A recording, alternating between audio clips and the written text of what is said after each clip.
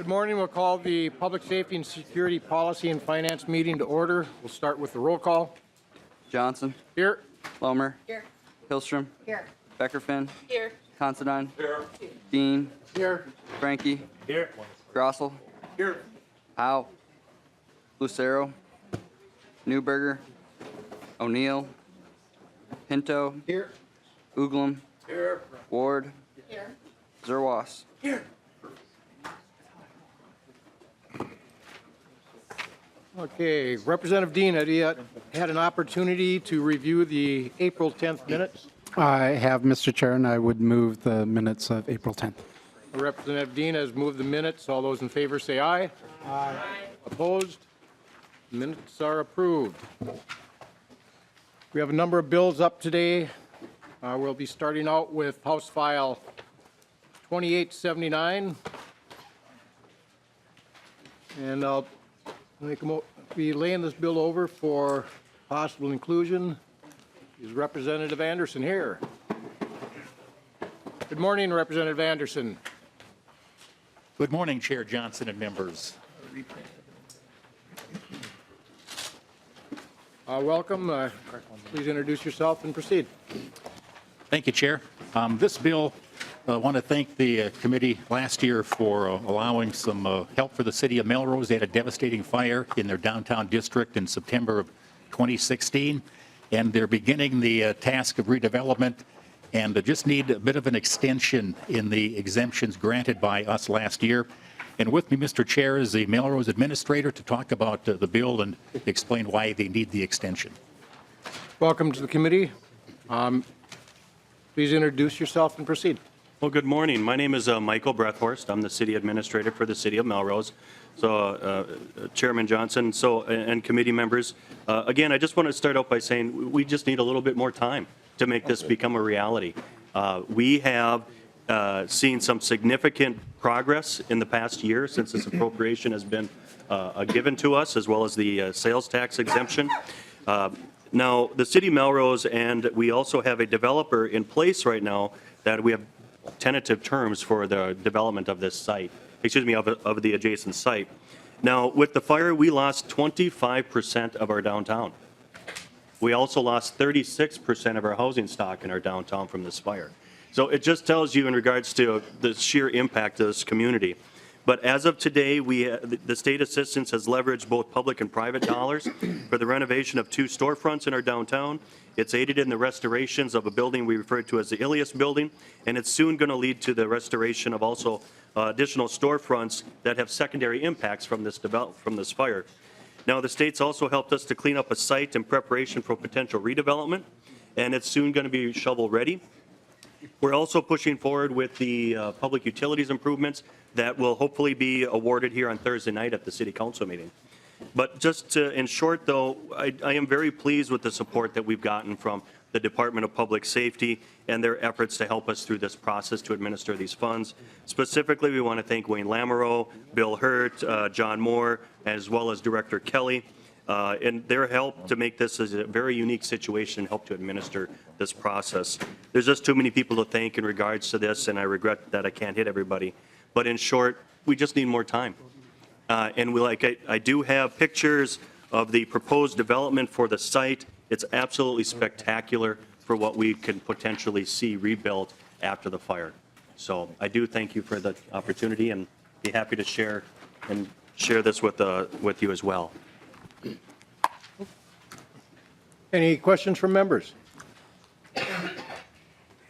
Any public testimony on this bill? Okay, I know Department of Public Safety is in support of this, and I know how devastating it would be to lose 25% of your town and 36% of your housing stock. I want to thank you for coming here. And any last remarks, Representative Anderson? Well, thanks, Mr. Chair. And the original bill calls for a 5-year extension. We don't feel we need the entire 5 years, so we'll be amending this to have a 3-year extension when this bill goes to the tax court. Thank you. With that, the bill will be laid over. Thank you. Thank you very much. Thank you.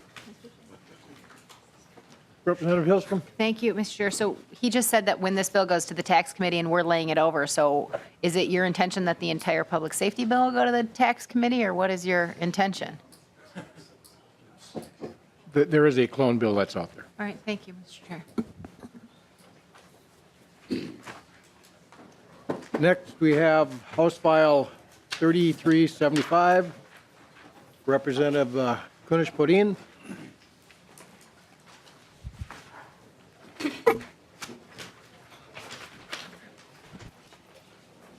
Representative Becker-Finn, do you wish to move this bill? Move that we move this bill and for possible inclusion. Thank you. I believe there is an A1 amendment as well. I would move that amendment. Thank you. All those in favor of the amendment, say aye. Aye. Opposed? The motion, the amendment is adopted. Representative Kunesh-Podein, if you want to present your bill. Wonderful. Thank you, Chair and members, for having me here today to listen to this very important issue that I'm bringing before you. I am proposing a task force that will investigate the moral crisis of the missing and murdered Indigenous women in Minnesota. It's a devastating reality that our Native American women are going missing and murdered in some of the most violent ways. In some regions of Minnesota, Native women are murdered at more than 10 times the national average. And it's really unfathomable to me that while Native American women make up only 1% of Minnesota's population, they make up almost 25% of the total number of homicides related to domestic violence. And there are so many reasons. Most of them have very historic undertones to it around the historic trauma that our Native American communities have experienced. And so I'm asking for this task force to do a number of things. The first thing it will do is develop appropriate methods for tracking and collecting the data. One of the worst situations is that there is a total lack of comprehensive data collection. There's not a system to record accurately the number of missing and murdered women in Indian country. And so that will also create policies around policing, child welfare, coroner practices, as well as measures necessary to reduce and address the violence. We will be looking for recommendations from this task force to reduce and end violence against our Indian women and girls in Minnesota. And it will also act as a liaison to the Commissioner of Public Safety, agencies, and non-government organizations. And then finally, they will report what they find and look at the systematic causes behind the violence to our Indigenous women and girls, such as the historical, social, economic, and cultural patterns and underlyings. And so today I would like to bring a few folks forward to tell their stories and what they know about it. In your packet, you have hopefully found letters of support from a number of our Indian communities, as well as the Chief of Police from Duluth. We have strong bipartisan support. We had 100% support in our first hearing, and I would ask you for your support as well. Thank you. If you want to start with your testifiers. Yes. I have 4 women that would like to testify. Lori Paul from Breaking Free, great-grandmother Mary Lyons, who is an Ojibwe elder, Willamette Hardy Morrison, and Misty Babineau. If the testifiers can please come down. Because we are short on time today, we have a lot of stuff to go through. We're going to ask you to try to keep your testimony as brief as possible, 2 to 3 minutes if possible. Please state your name for the record and proceed. Thank you, Mr. Chair. My name is Lori Paul. I work for Breaking Free. We are a survivor-led organization that works with women who have been involved in sexual trafficking. I also am co-director of a ministry called Native Strong. I've spent a lot of time on reservations listening to the stories. stories of abuse, of rape, hearing about the aunties who say their niece is missing, grandmothers whose daughters have been found dead. I'm hearing those stories.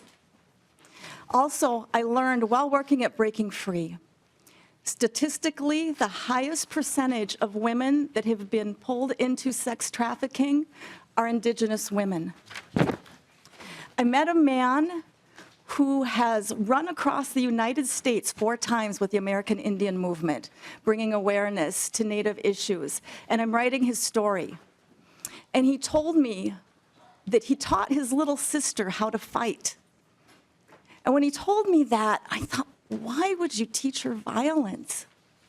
But as I continued to hear more stories, made more friends, the Facebook posts that come across my feed of a girl missing or a mother missing or a daughter missing, and I see that was his greatest way of showing love, was to teach her how to fight. She told me that their mother had been found beaten to death underneath a bridge when they were children. These are the stories I hear. When I go and I speak publicly, I always wear some sort of beaded medallion or something because I know the voices aren't being heard, the stories aren't being paid attention to, the news reports aren't going out. This medallion was given to me by a stranger woman. She heard where I had gone to pray.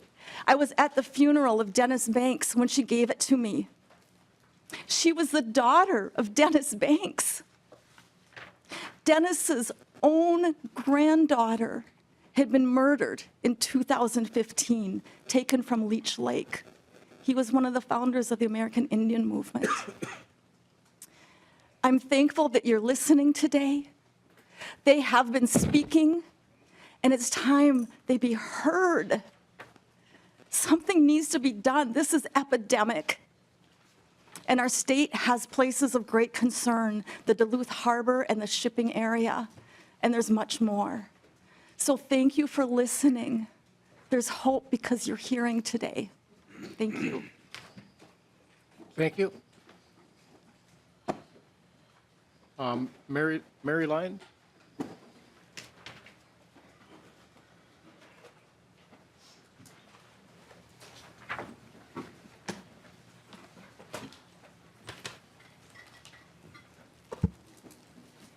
Good morning. Please state your name for the record, and you may proceed. Mino Gisup. My name is great-grandmother Mary Lyons. I wrote this down so I stay within my 2 minutes. Or I'd have you guys here all day. Good morning. My name is great-grandmother Mary Lyons. I'm an Ojibwe enrollee of the Leech Lake Reservation in northern Minnesota, currently residing south of the river. My story began in 1990 when my baby sister Catherine Louise Lyons Jones was murdered on New Year's Eve. Her attacker was found though. She left behind 3 beautiful boys, 1, 7, and 8. The baby was with her during the time of her death as she was stabbed multiple times where she was nearly unrecognizable. He climbed into her chest, into her cavity, and nearly drowned within her blood. And it took a fire department man to use the jaws of life, that grip, to break her ribs to break them free. My interest here goes beyond my sister's life story, as I have worked in foster care and adoption arena for special needs children for decades. Many of the children have stories such as my nephews, of whom are now my sons. Many of the children of these murdered women are shuffled around the social welfare systems and never find their foundation of belonging or ever get to really work on what happened to their parents. Many of the children carry anger to express their loneliness and have difficulties with attaching to healthy relationships. What I'm leading up to is this. We need this task force, there's no question. We need to no longer turn the other cheek because some might think this is a tribal thing, or these incidents rest in other jurisdictions, or worse, these become cases that rest on dusty shelves. When this happens, the children have no closure. The whys build up and the outcomes become very costly to the state, more money than you would even imagine. The cost of foster care and adoption is expensive, and we don't have enough trained people to care for these children. The reason I support this task force is for the children that need closure, for the families that need closure, for the communities that need closure. This task force will bring awareness to an epidemic of missing and murdered Indigenous women, transgender, and the LGBT communities. This task force will bring attention to the predators, that we will find you. We'll find you. And the world will let the world know, especially here in Minnesota, that they do care about their Indigenous victims. Let us be the lead in this. In closing, my son should be calling my little sister mom, not me. The many children out there should be calling their biological mom, mom, and not the many foster care parents or adoptive parents if they're lucky. This task force could and will bring light to prevention and closures. The financial part of this is nothing to the millions of dollars this state here in Minnesota puts out in out-of-home placements. Let's turn this around and be a player positive in making this happen. Because just what's happening to here next week, I'm going to be reading this at the UN, and hopefully I'll have something positive to say what Minnesota is doing for missing and murdered Indigenous women. Chi-miigwech, thank you. Thank you.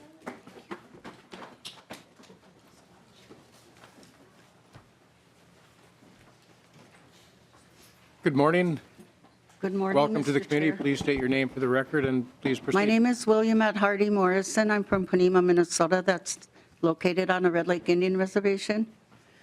My daughter went missing in 1996, and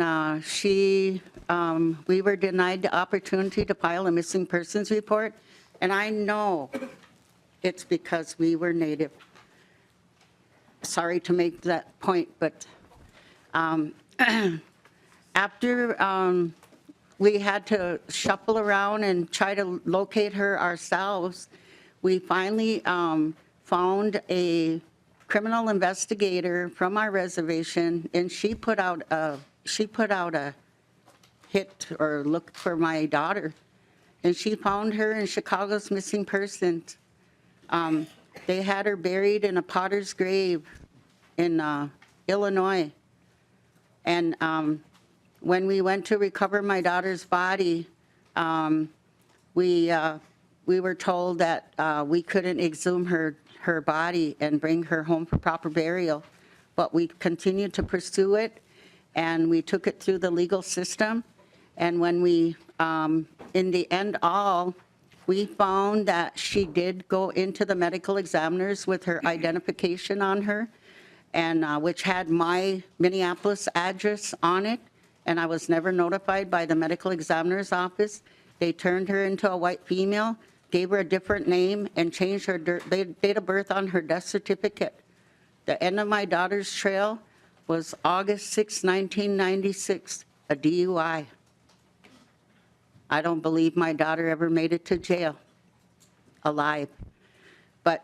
And we never found any justice in our case yet, although we were able to take it before the judge in Illinois and have the cemetery order to exhume her body and have her returned back to me, which was in 2008.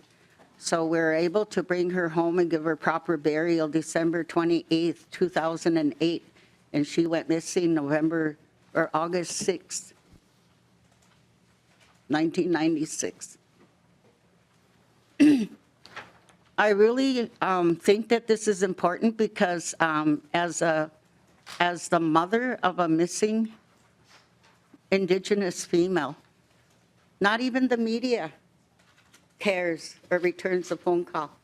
I have the list of all the media names and contact persons phone numbers that never returned my call back to this day.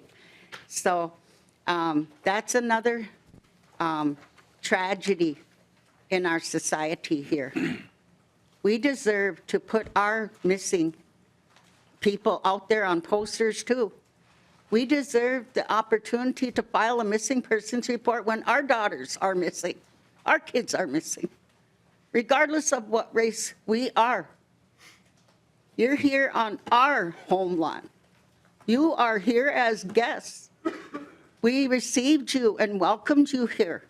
Please honor our respect in return. Give us this respect that we in turn have earned. We've done a lot for everybody, from regardless of what country you came from. Please work with us because we are human beings as well.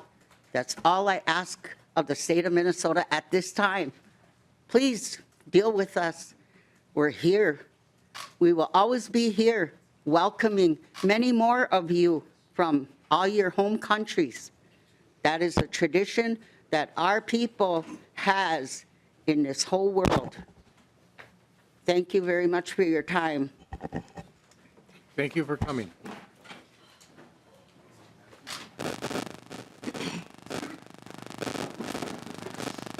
Welcome to the committee. If you could please state your name for the record and proceed. Hello, my name is Misty Babineau. I am a resident of the city of St. Paul. I am also an enrolled member of the Red Lake Nation. I'm going to share some of my story that I haven't shared before. The woman who gave birth to me disappeared when I was 2 years old. That flung me into the foster care system. I had my virginity taken at the age of 9.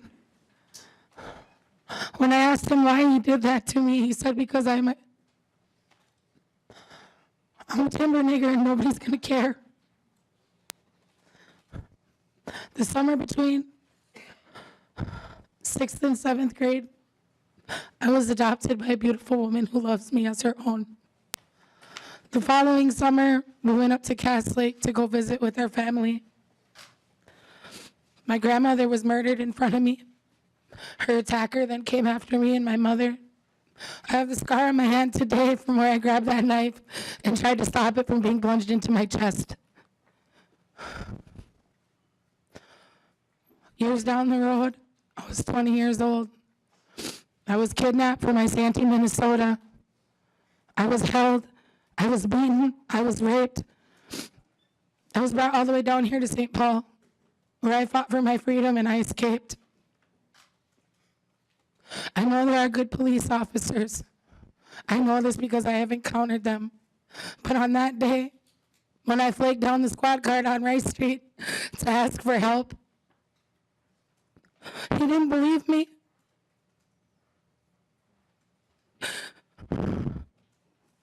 My story is not rare. Many of my sisters, many of my relations go through this. This problem needs to be addressed. And oftentimes when we do speak up and we do speak out, we are not heard. We are dehumanized, we are devalued. So thank you for hearing this. And I urge you to please support this. Our community deserves healing. I deserve healing. All the mothers, the aunties, the uncles, the grandparents of these women who are gone and are never seen again, they deserve something too. Thank you.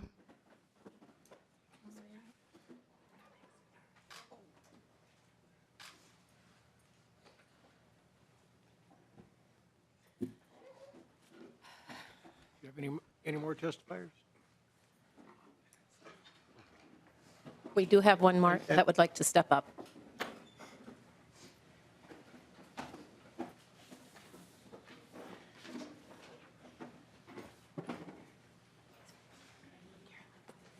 Good morning. Welcome to the Hi, committee. Please good state your morning.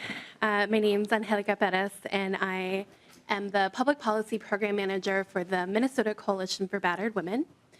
And we're here today, or I am here today, to voice our support for this task force and for the creation of it.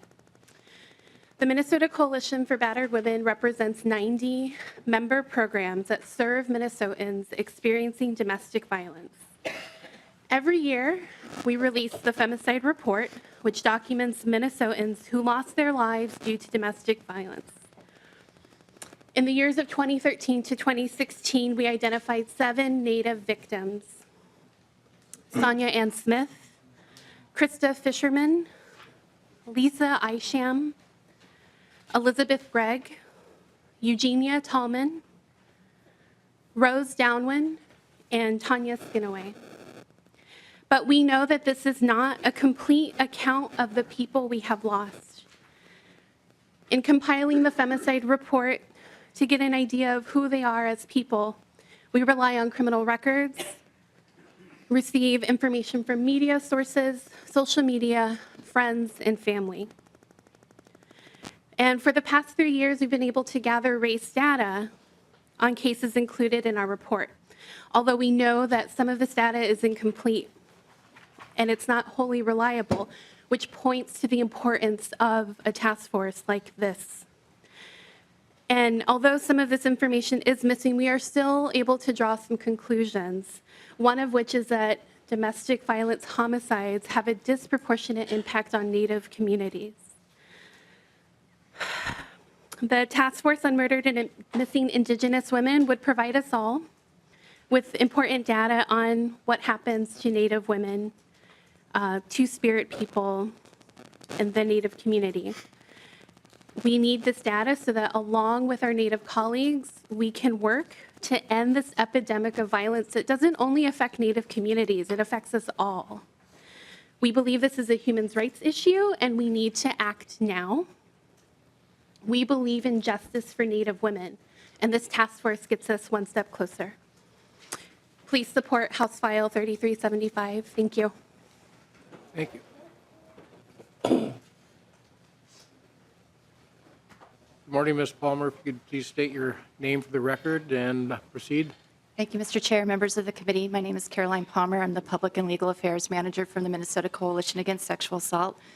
I'm here to support House File 3375 and to thank Representative Kunesh-Podein, Representative Becker-Finn, and all of the witnesses and survivors who have come here today to support this important legislation. MNCASA represents over 70 sexual assault services programs around the state. We all know and are aware that the disproportionate impact of sexual violence on Native women and girls is well documented here in our state and in the country. Studies show that at least 2.5 times more likely that Native women and girls will be sexually assaulted than any other group in our country. We also know that sexual violence is a significant contributor to lethality in domestic violence, as well as in cases involving acquaintances and strangers. When a person is reduced to an object to be dehumanized, dominated, and abused, sometimes there's no limit to what can happen, including the taking of a life. The statistics show that the harm comes at the hands from someone outside of the tribe more often than not. And our federal and state laws still create barriers to justice on our sovereign lands and beyond. While some progress has been made under the Violence Against Women Act, we still have a very, very long way to go. This task force is a very important first step to changing the narrative, and I urge your support. Thank you. Thank you. Representative Becker-Finn.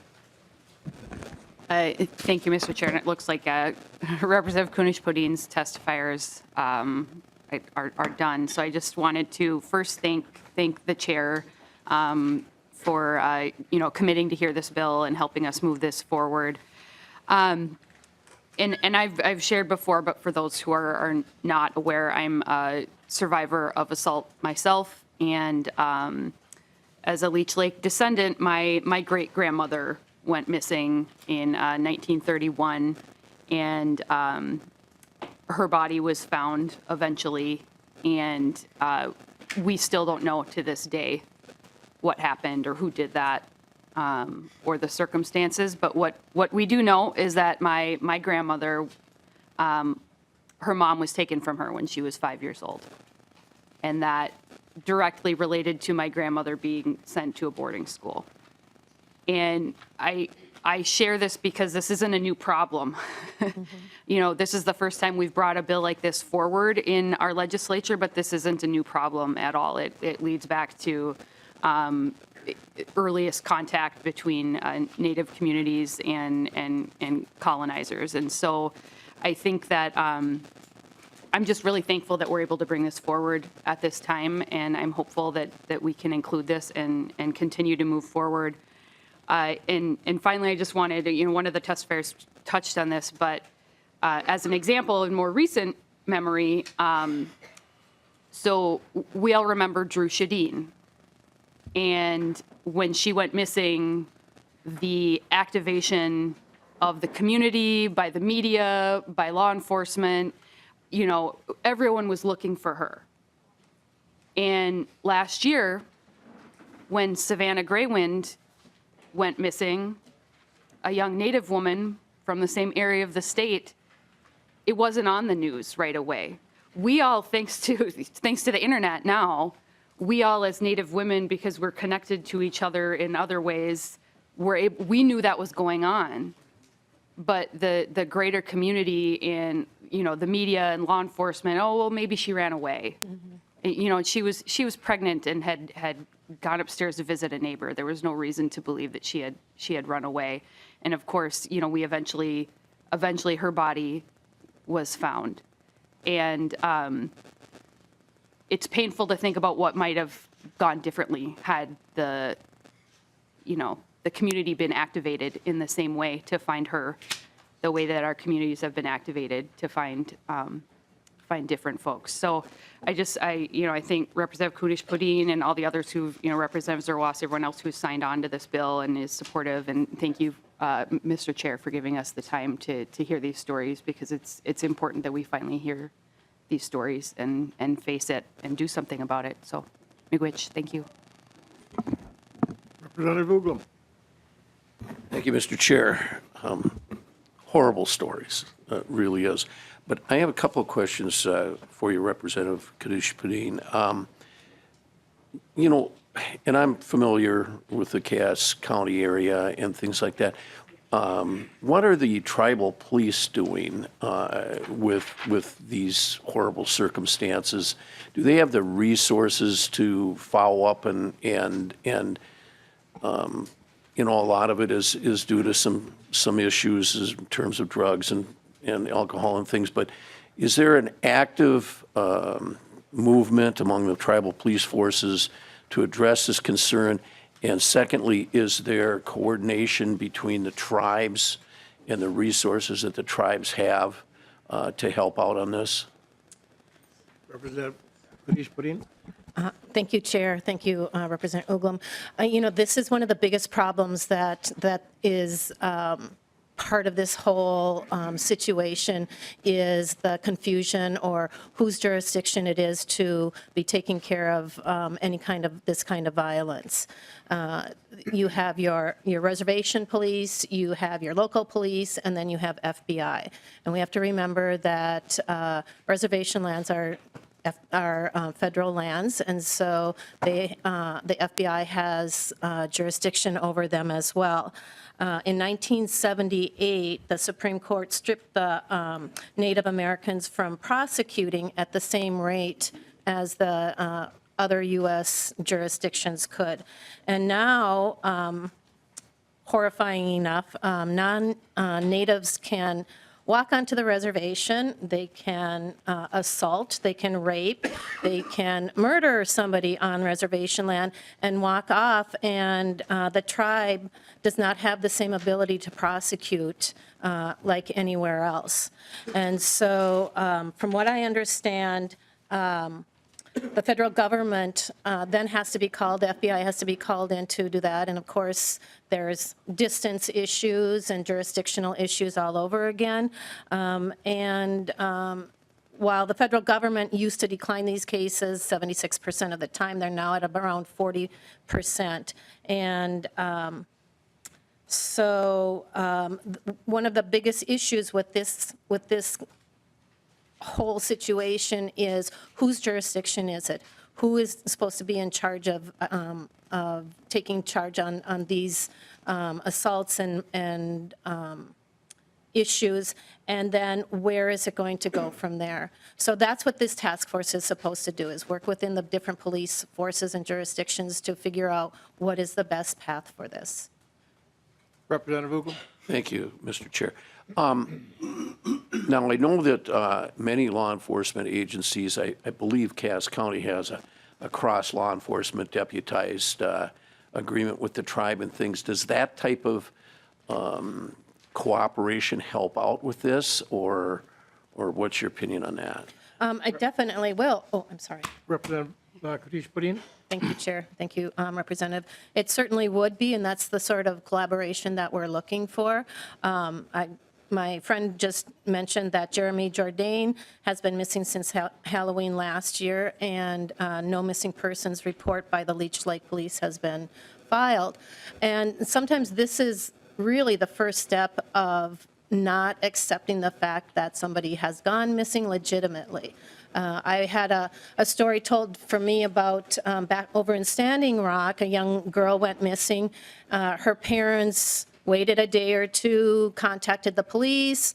Of course, there was quite a lot of bedlam going on over there, and they kind of poo-pooed it and said, oh, she's probably out partying, maybe she found a new boyfriend, maybe she went on vacation, who knows. And they never took her missing person report.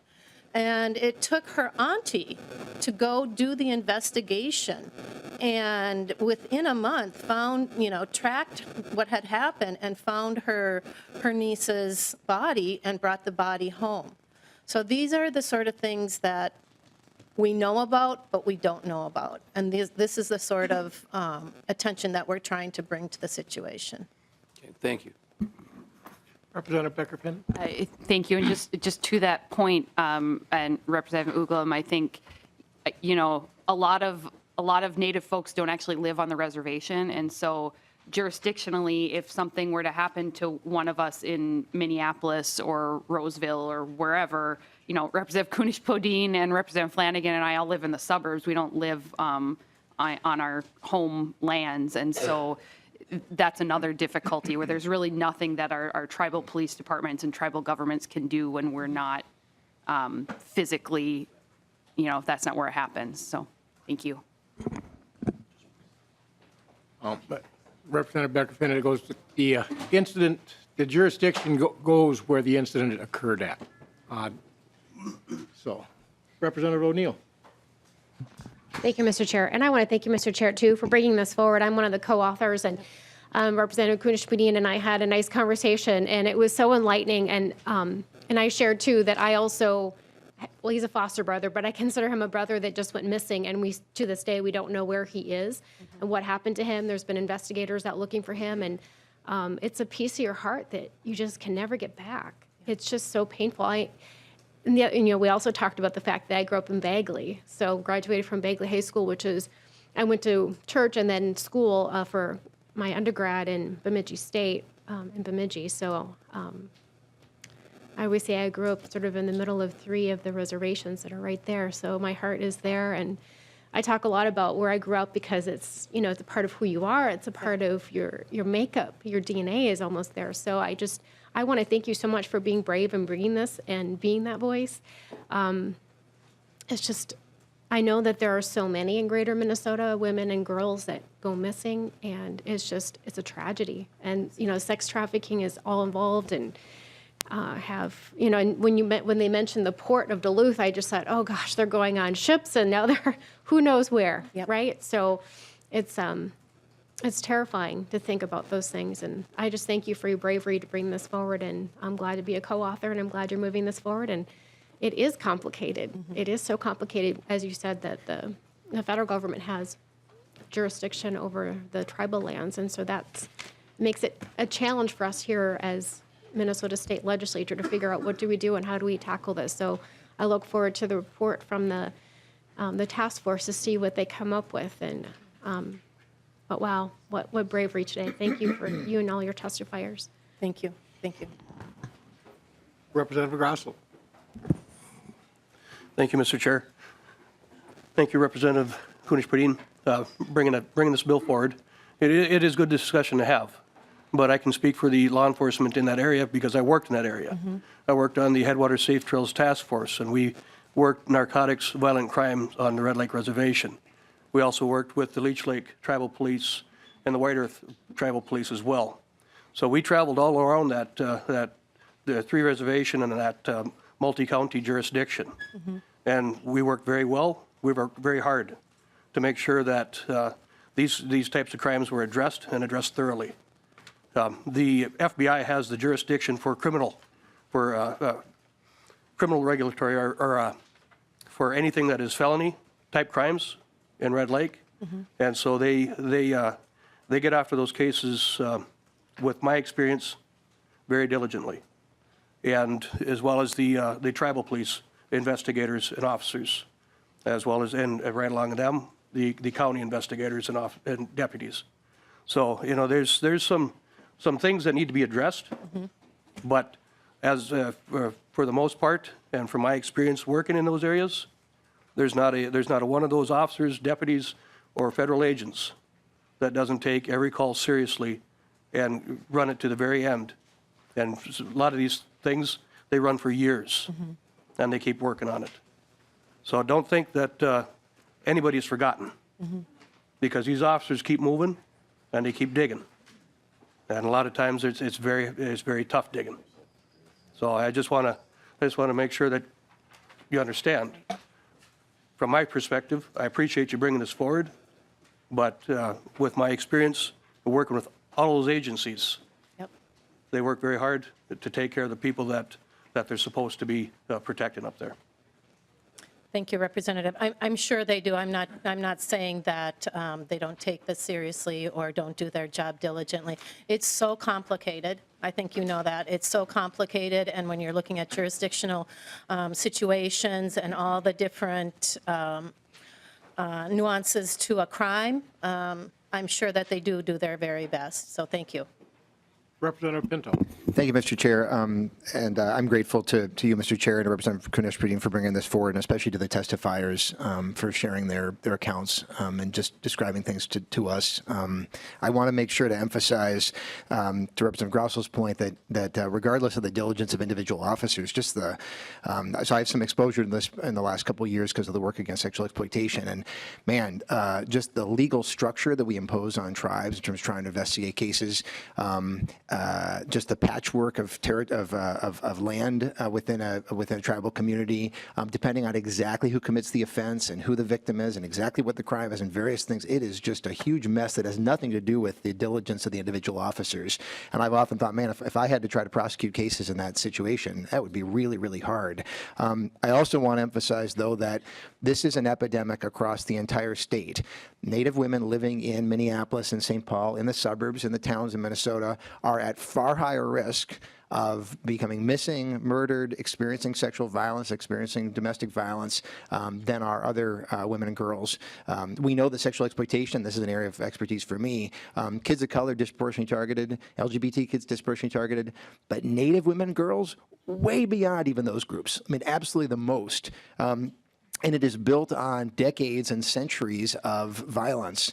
As I say, I've learned more about this because of the exploitation work, and it's just mind-blowing. Even some of the stuff that was going on that people put down in their journals in the 1600s that I've seen in some presentations that continue right on all the way through the present day, that we value these lives societally less than others.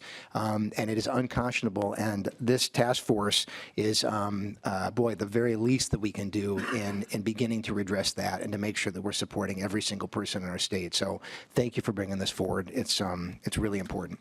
Thank you, Mr. Chair. Is there anyone from the audience that wishes to testify on this bill? Okay, with that, any last remarks? I would like to just thank you again, Chair, for allowing me to bring this in front of you as well as the rest of the members here. Minnesota, we as legislators and we as the state of Minnesota have an opportunity to address this moral crisis. The time is now. The time is right. I think we are all becoming more and more aware of this situation. We have now resources that are going to make it a better way to address the situation. And I would just ask you all to wrap your arms around these Native communities that have suffered for hundreds and hundreds of years and take the first step to righting a wrong that should never have really started in the first place. So thank you very much. Thank you. And with that, the bill will be laid over. Thank you. Next, we have House File 3554, Representative Hilstrom.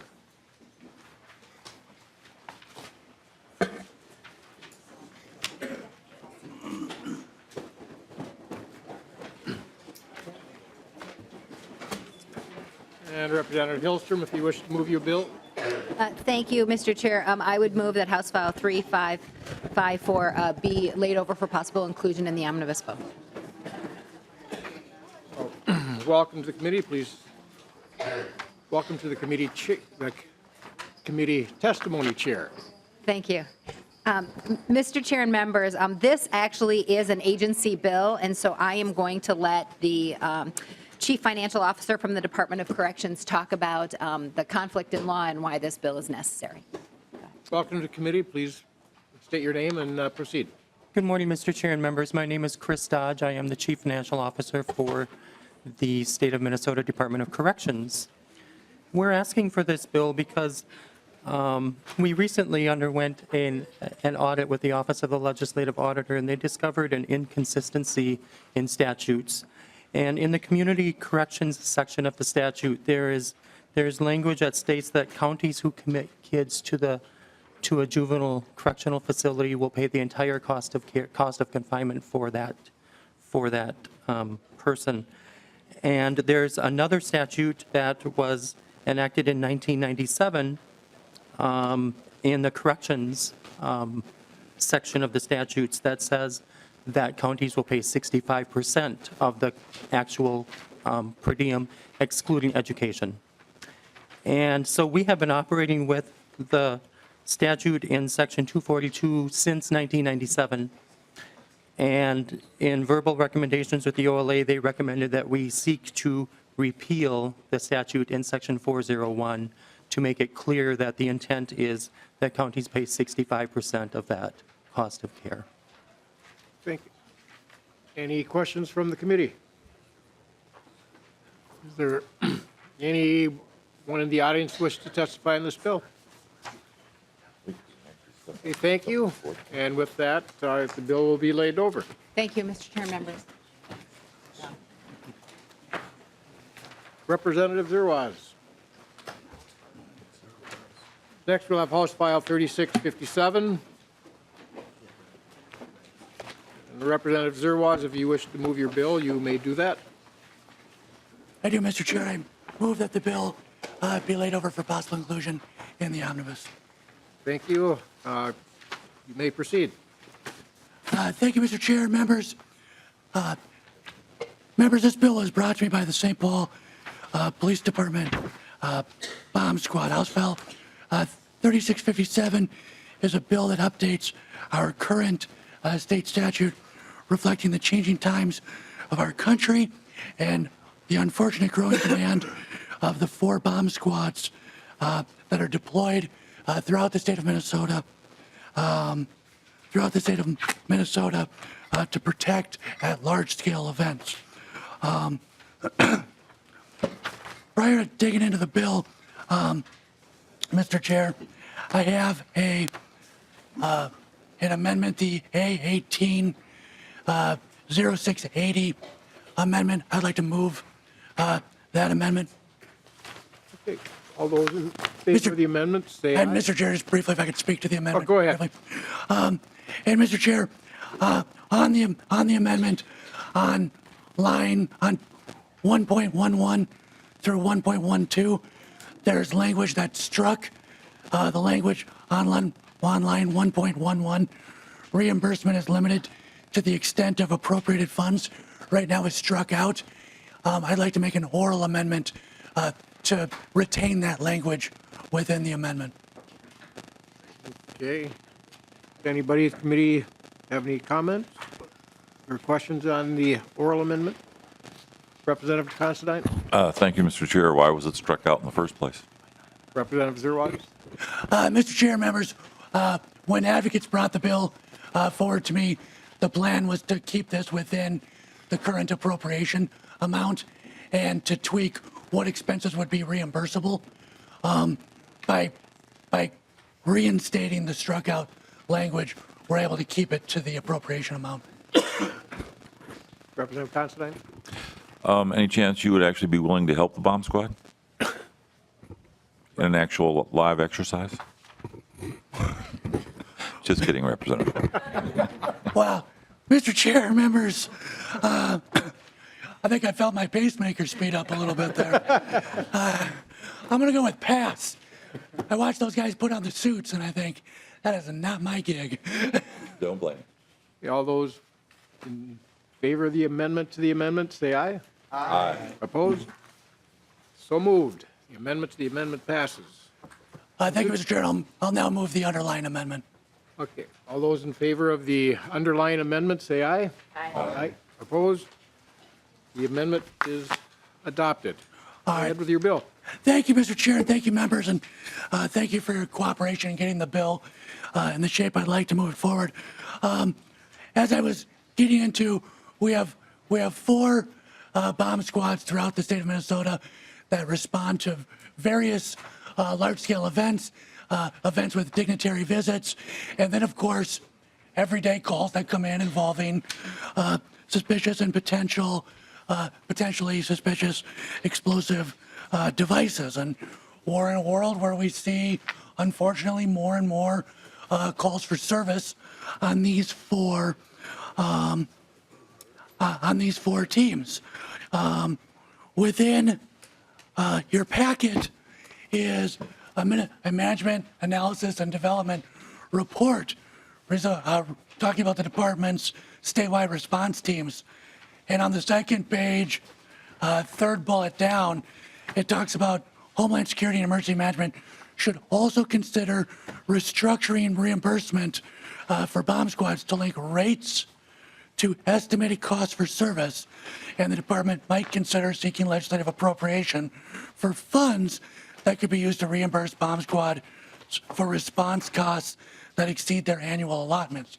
And so just for everyone's refresher for everyone, that we did in the budget bill last year include $100,000 per biennium in additional funding, and this bill would go back then and readjust how those reimbursements are handled and connecting them more directly to costs incurred.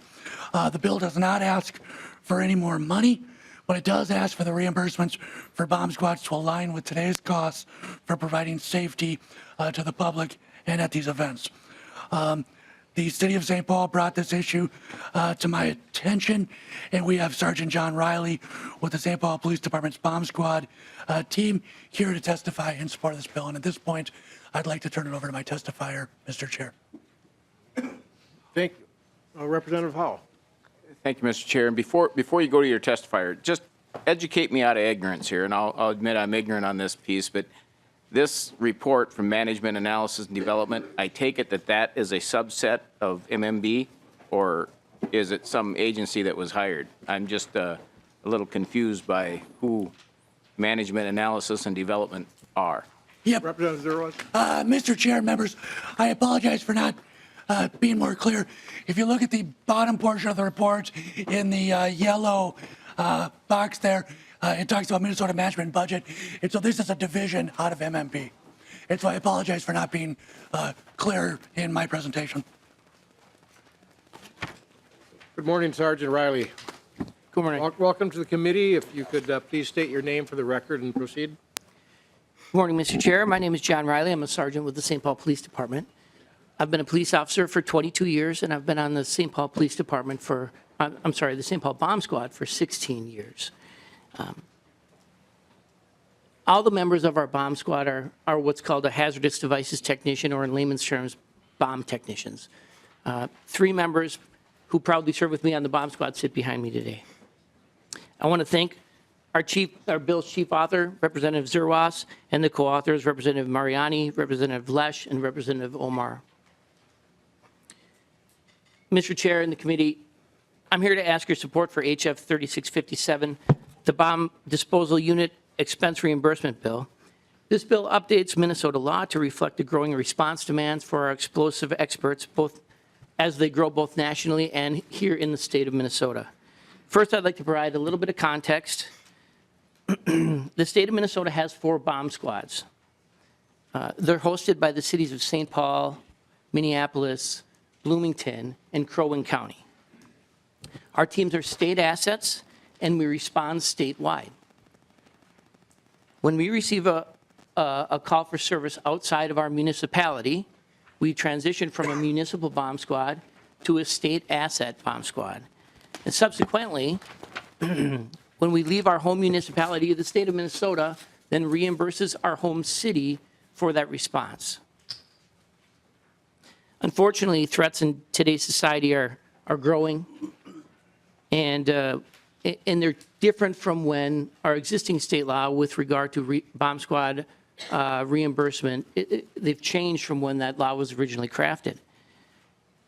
Demand for our assistance has increased due to the number of bombings in the country, the number of attacks on dignitaries, celebrities, public officials, even everyday Minnesotans, as well as bomb threats and scares. The need for our services has grown, and we receive many more requests today than we did even in our recent history as recent as 10 years ago. Many people can recall the attacks on Times Square or the Boston Marathon bombings, or more recently, the various school shootings that involved both weapons and explosives, and even more recent than that, the serial bomber in Austin, Texas, which just occurred.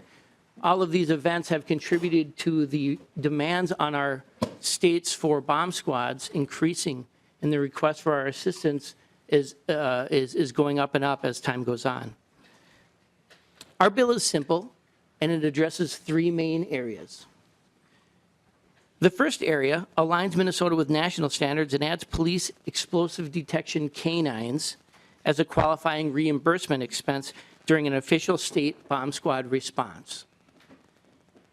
Stated more clearly, currently Minnesota and the law related to bomb squad reimbursements does not, as far as reimbursements are concerned, they don't address explosive detection canines.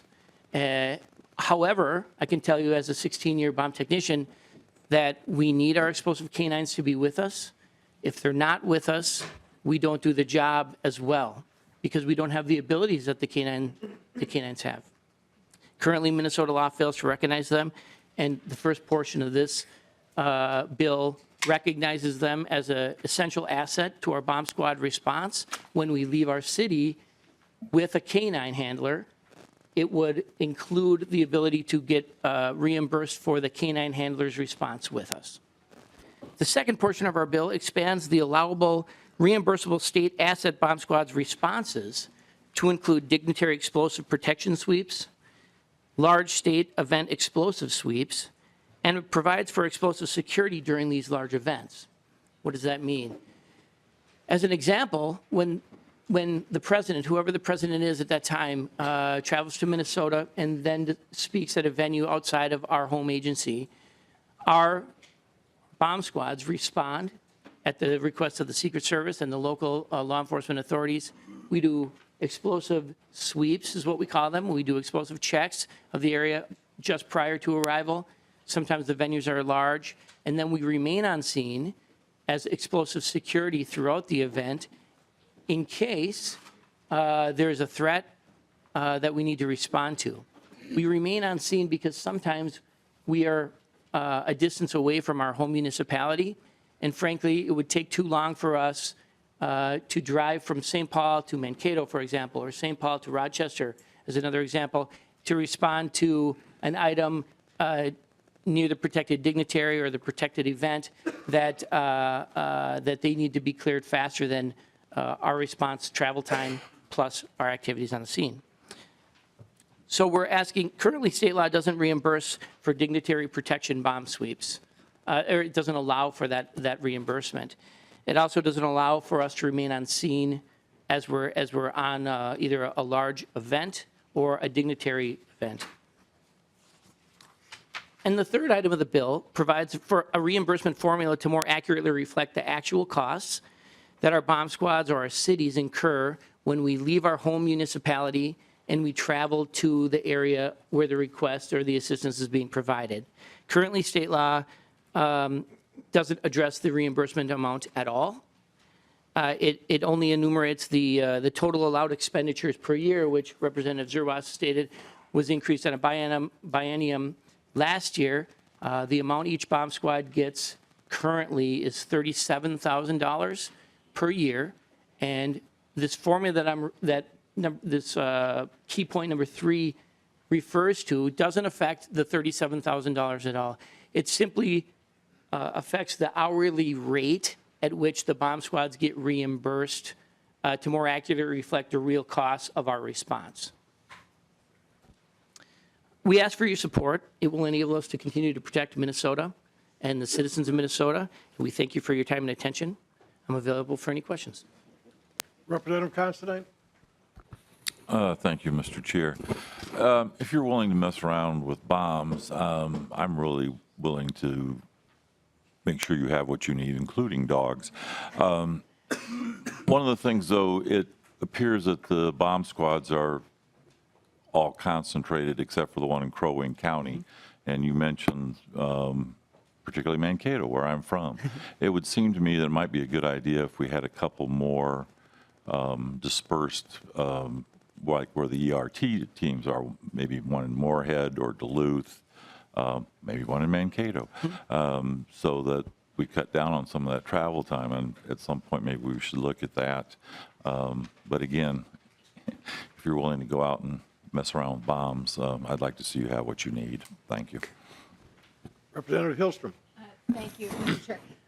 Can you tell me, are all of the bomb squads in agreement that we should make these changes, or? Mr. Chair and Representative, I believe they are. However, we're the only bomb squad represented here today. I did speak with them verbally, and of course, they do support the inclusion of explosive detection canines and the inclusion of dignitary protection bomb sweeps and a reformulation that more of the reimbursement formula that more accurately represents our actual costs. Yeah. Mr. Chair. Representative Hilstrom. Thank you, Mr. Chair. I just want to make sure that it isn't a redistribution of the money from one to the other. Oh, absolutely. Just actually reimbursing for costs. Mr. Chair and Representative, thank you for pointing that out. To be clear, each of the 4 bomb squads gets $37,000 for the year, of which they can get reimbursed from. If we don't need that level of reimbursement, then we only get reimbursed for the actual calls we take.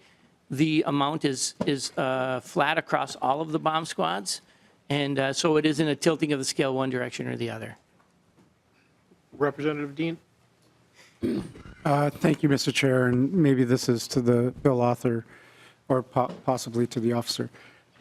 So I realize that we're lining this for federal guidelines and a lot of other things.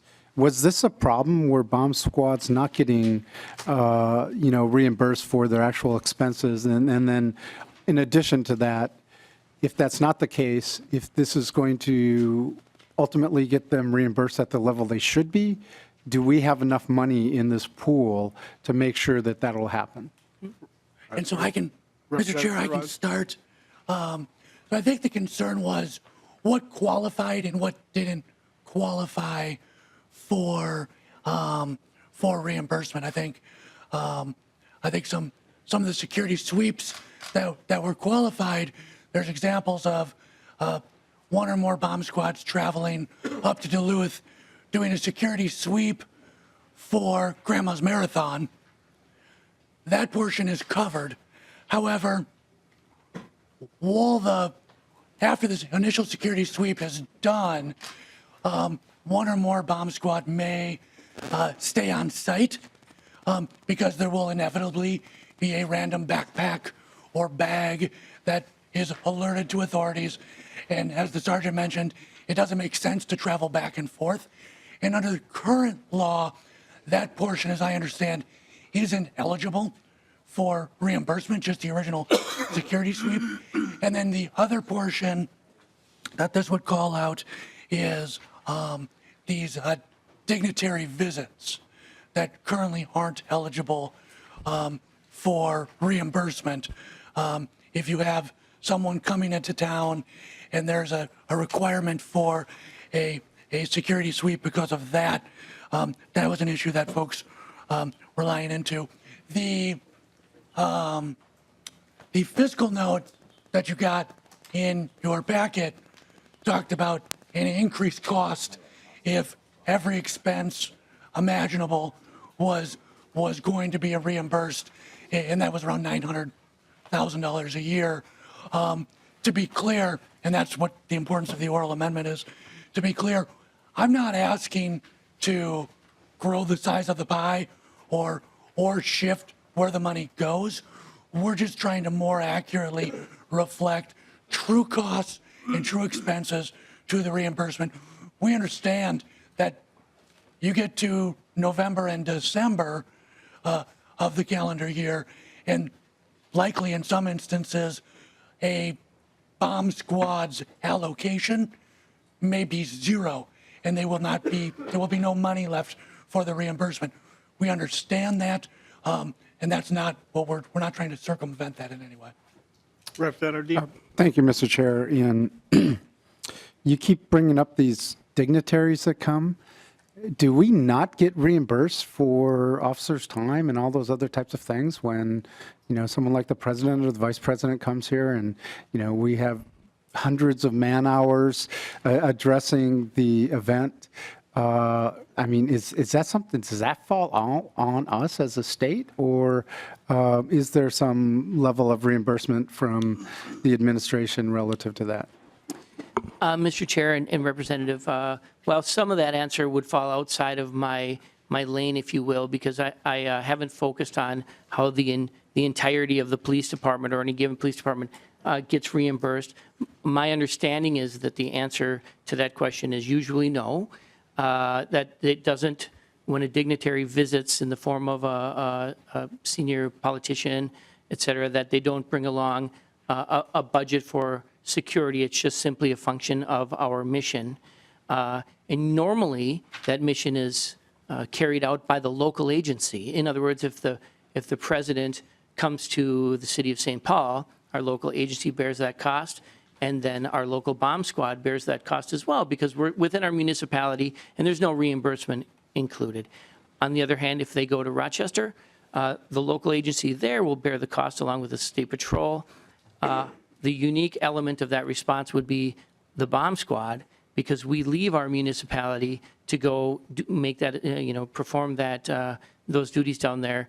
And current law doesn't specifically enumerate that is a covered reimbursable event.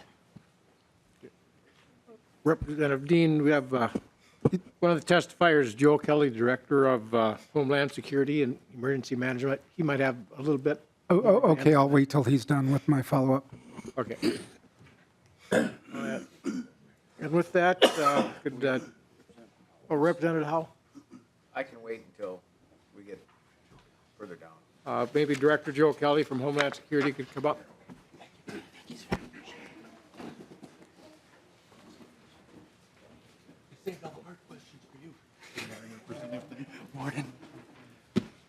Director Kelly, welcome to the committee. If you could introduce yourself and proceed with your testimony. Thank you, Mr. Chair and members. Good morning. My name is Joe Kelly. I serve as the Director of the Division of Homeland Security and Emergency Management with the Minnesota Department of Public Safety. Your latest amendment, Representative, throws my script off, but that's in a good way. The amendment to reinstate the restriction of the reimbursements to the extent of funds appropriated takes a significant amount of concern that the department had off, and it obviously changes the substantial fiscal note that we calculated when we took it verbatim as written. So I'm grateful for that. I would like to, Mr. Chair, start and end my remarks by expressing how truly grateful we are for the 4 local law enforcement agencies that contract with the Department of Public Safety. Those are the police departments, as you've heard, Minneapolis, St. Paul, Bloomington, as well as the Crow Wing County Sheriff's Office, that are there to help us when we receive calls for assistance from across the state. These teams are technically proficient, highly professional, and very effective at protecting the public from dangerous explosive materials and devices on an almost daily basis. These guys are very good at what they do. They are extremely dedicated to public service and public safety. We are on their side. Even as you might hear, we express some concerns with the bill. We're on their side. We're also grateful to the legislature, as Representative Zerwas pointed out last year, in response to the study completed by the Management Analysis Division. We made a recommendation through the governor's office to increase the appropriation for bomb squad reimbursement. We received half of what we asked for, and for that we are grateful, because that allowed us to increase the allowance, if you will, for each of the bomb squads by 50%. Because we were operating probably at a point where a lot of the response costs were being subsidized by those hosting jurisdictions, and we agree that that is simply not fair. But even with the latest oral amendment, the department still has some concerns and questions with the proposed changes to Minnesota Statutes 299C, as we understand it. And let me start with a real quick explanation of the current arrangement we have with our partner jurisdictions. We enter into joint powers agreements. The most recent ones were signed in January of 2018.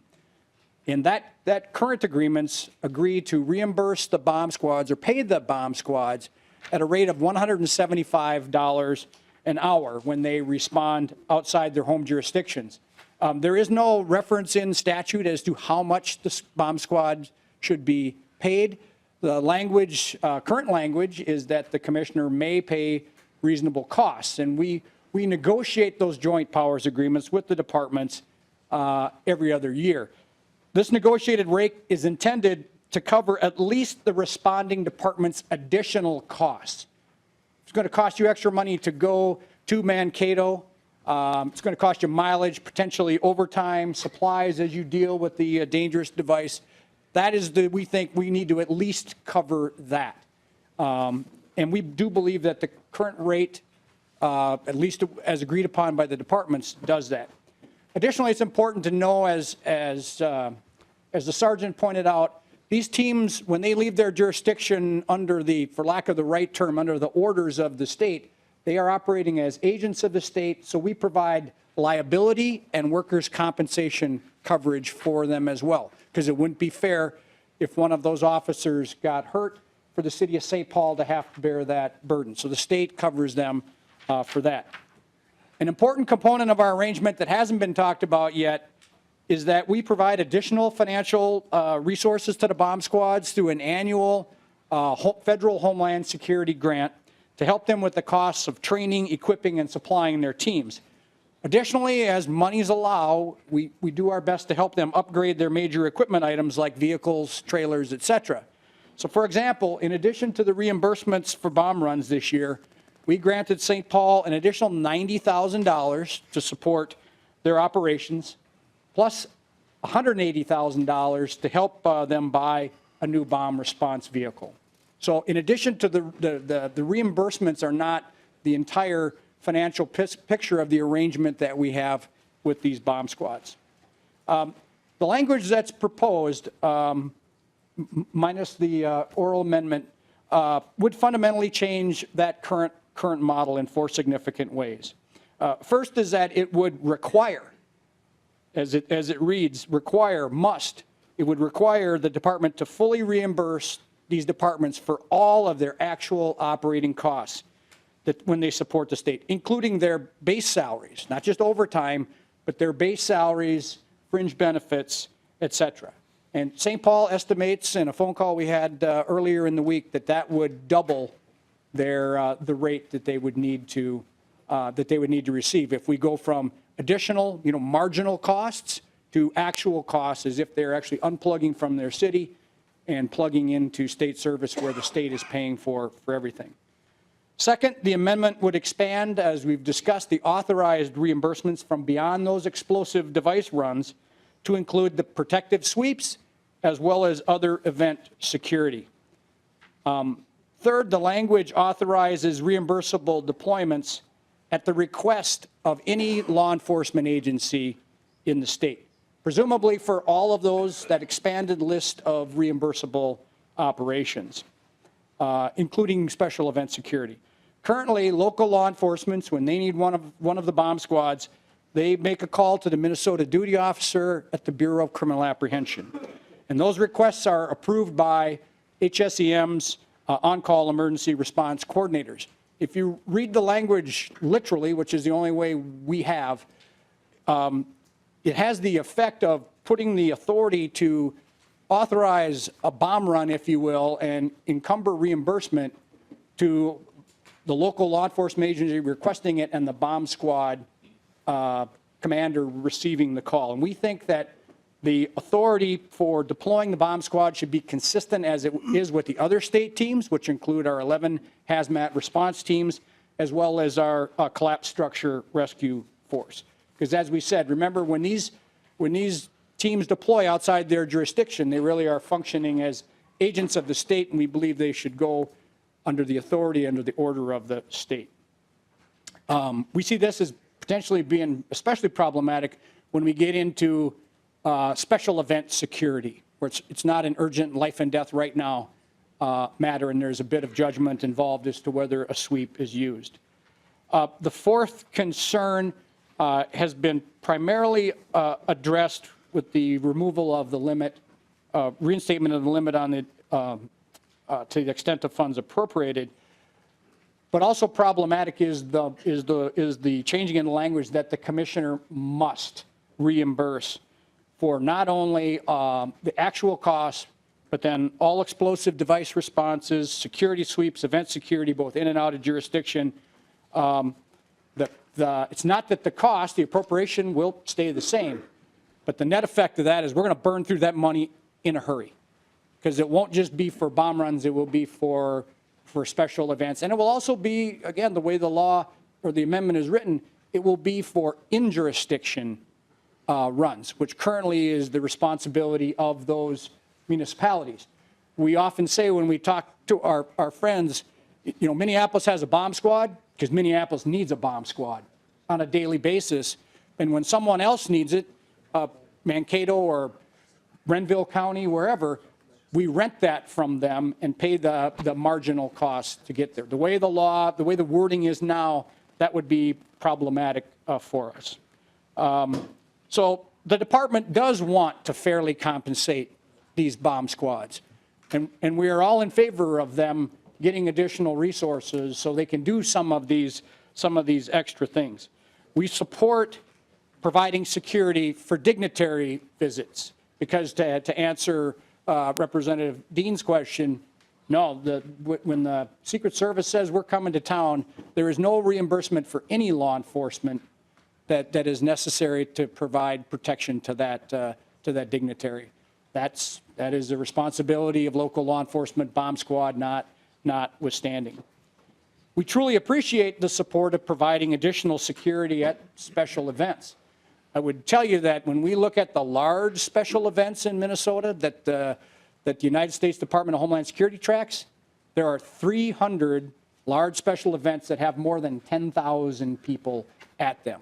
We are talking about potentially a big special event. So in conclusion, I just want to once again thank Minneapolis, St. Paul, Bloomington, and Crow Wing County for making these critical life-saving services available. We want to do everything we can to support them. Our primary concern with the language is that absent any additional money, but the extended authorizations and reimbursables, we're going to go through that money in a hurry, and I fear that that when we actually do need to go on a device run, particularly later in the year, we'll have to ask that team to do it without being reimbursed. Thank you, Mr. Chair and members, and Representative Zerwas. Do you have any questions? Members, I know there's a couple members that have questions. Just a reminder, we will be reserving the room for 8 o'clock tonight or shortly thereafter, because we have 4 bills to go and we're running out of time. Mr. Chairman, I'll just be brief. Is there money left over at the end that you don't end up spending ever? Director Kelly. Mr. Chair and Representative Hilstrom, the short answer is no.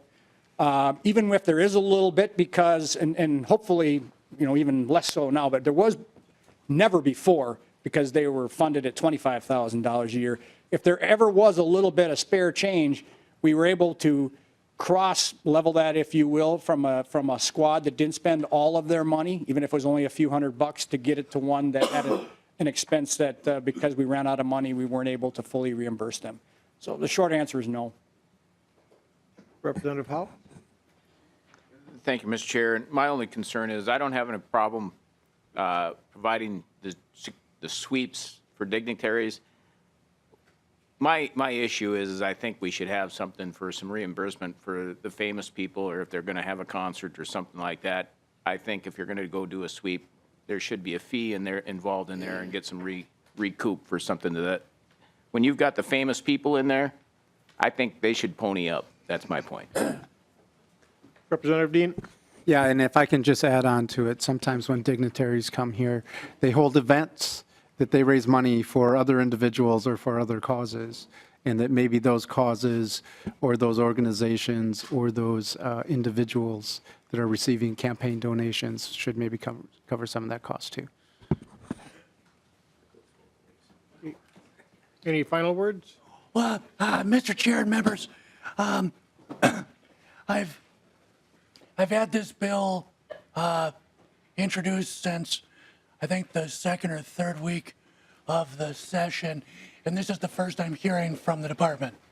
So with that, I'll continue to work with the department and see if there's ways we can improve the language.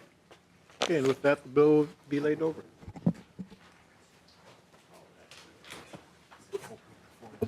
Representative Grossell, and we'll be starting with House File 2904.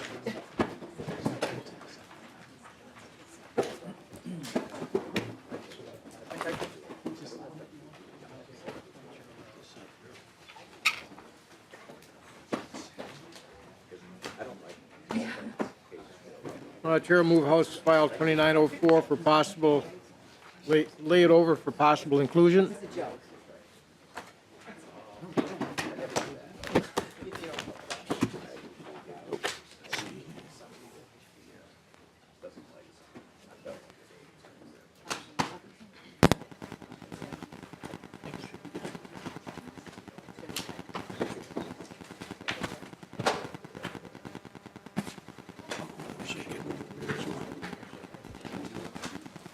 Full screen. Is there a full screen, do you think?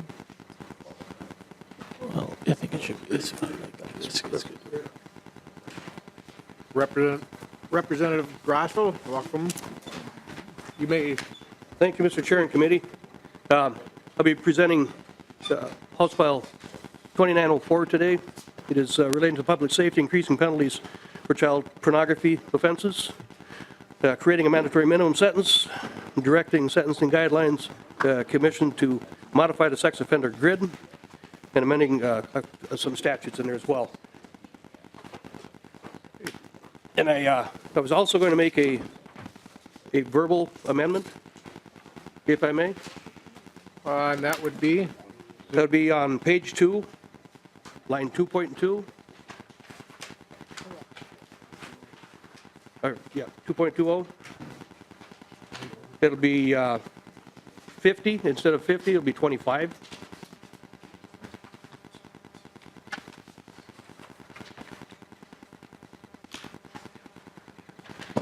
First. Is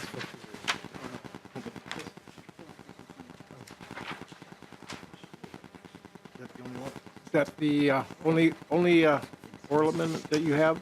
Yes, sir. Is there any questions on the oral amendment?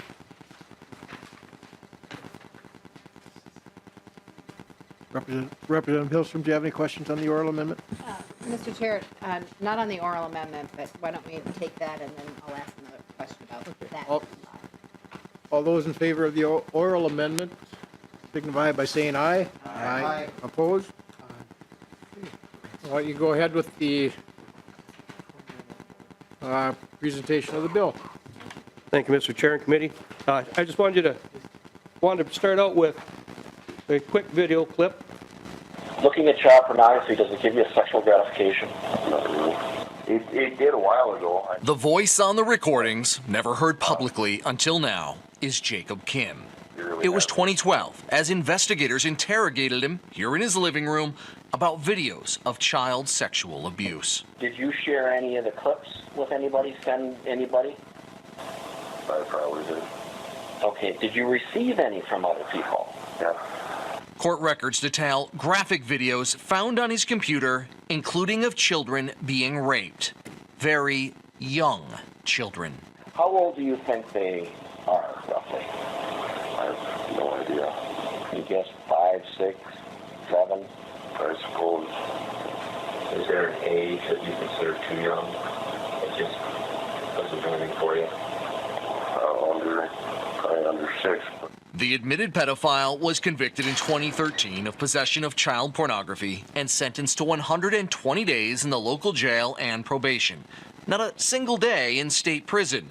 But now, the newly released recordings raise the question, did those old interviews foreshadow what was about to happen while he was still out on probation? Authorities are searching for a missing 5-year-old girl. The search for the missing girl was launched when her babysitter, Melissa Norby, was found dead, arms bound in her burned out home. Attention soon focused on Kin, who was dating the babysitter. Investigators found text messages indicating he plotted to acquire the girl for the purpose of sexually assaulting her. They tracked his cell phone signal to a remote location where they found the girl, assaulted and bound in duct tape. She's safe and alive. So far, no charges have been filed in the babysitter's death, but Kin is awaiting trial accused of kidnapping and sexual assault.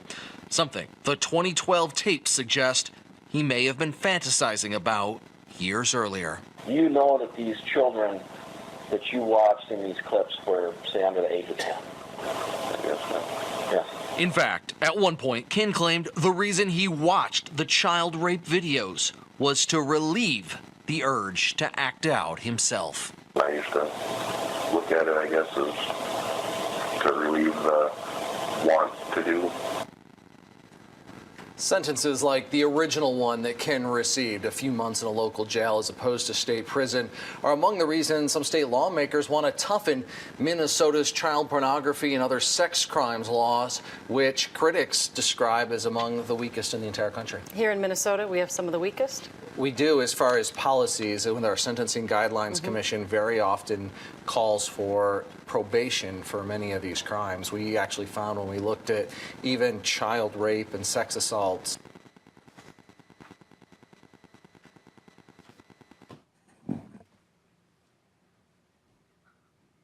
Thank you, Mr. Chair. And with that video, a tragedy came later with that murder and the eventual rape and kidnapping of that child. Everybody's pretty familiar with that, with the outcome. The person was charged and convicted and imprisoned. But with that being said, I look at the child pornography statute as it sits. We have many examples of defendants not willing to cooperate with other crimes because there's child pornography. If they're hooked up on a child pornography charge, they have to be threatened with federal charges before there's cooperation, or before anything, or before there's really any prison time. I'll use Jacob Wetterling's abductor as an example. They got him on pornography charges later in years, and until he was threatened with the federal child pornography charges, he would not cooperate as to where Jacob's body was. That's one example. I have testifiers here that will add more to what I'm seeing as far as being a very weak statute in our criminal law. So with that being said, I'll introduce my testifier here, Nicole McKinnon, and her daughter Maya. Okay, before we get to the testimony, I want to double check on line 4.2. Do you need an oral amendment to also change that to 25 years? Oh, yes, sir. Okay, with that, the chair moves an oral amendment on line 4.2 after lease, change 50 to 25. Any questions? All those in favor of the oral amendment, say aye. Aye. Opposed? The amendment is approved. Go ahead with your testimony. If you could introduce yourself and proceed. My name is Nicole McKinnon. And this is my daughter Maya. I told her what I was coming here to do today, and she thought it was important to be here with me, because this is really important to her too. I was asked to come here today by Mr. Grossell to talk to you about my experience with the current laws and sentencing guidelines for sexual predators and child pornography offenders. This is not an easy thing for me to do, and is certainly not easy for my 14-year-old daughter. Being here today is not within my comfort zone by any means, but we have been through hell in the past year, and our story is important for you to hear. Our pain and frustrations come not only from the situation we found ourselves in, but also the laws that are in place which we feel failed us as victims. Victims of sexual predators feel a lot of shame and embarrassment. They also carry a lot of guilt and responsibility for what happened to them. The sentencing guidelines, as they are now, help to promote the feelings of guilt within the victims to the point where they think maybe they should be punished as well. And many of them punish themselves for the rest of their lives. During the sentencing hearing in the case I'm about to discuss, we heard story after story of young girls cutting themselves and attempting suicide after their abuse finally ended. Because of that, the punishment for this type of crime needs to be much more severe. We need to show these kids, like my daughter, that this behavior is not tolerated. The violation of children in Minnesota can no longer be a slap on the wrist offense, and the kids should not feel like they need to share the blame and punish themselves. Just over a year ago, my daughter was a normal 13-year-old middle school teenager. Actually, she's a pretty extraordinary kid in my eyes, but I might be a little biased. In March of 2017, her biggest worry in life was the fact that she was getting braces put on her teeth in a few weeks, and maybe a little friend or boy drama here or there. She was enjoying school and enjoying life. She was into snowboarding and skateboarding and was a member of the middle school swim team. The year before, she'd been voted class president, and through student council had formed some pretty close relationships with teachers and administrators at the school. Maya's teachers really liked her, mostly because she was so helpful and thoughtful. She would constantly beg me in the car on the way to school to stop and get a donut for Mr. Whoever because he looked sad yesterday, or ask if we could get coffee for Mrs. Whoever because her pet turtle died or something. She had this level of empathy and compassion that's rare in middle school kids these days. Her teachers noticed this and even seemed to treat her a little bit differently from other students. She had privileges awarded to her that other students didn't have. She was allowed to hang out in certain teachers' classrooms in the morning before school and even charge her cell phone in the assistant principal's office during the day and stop in between classes to check messages or to send a quick text. The progression of this was slow and seemed so natural that it didn't raise red flags like I really wish it had.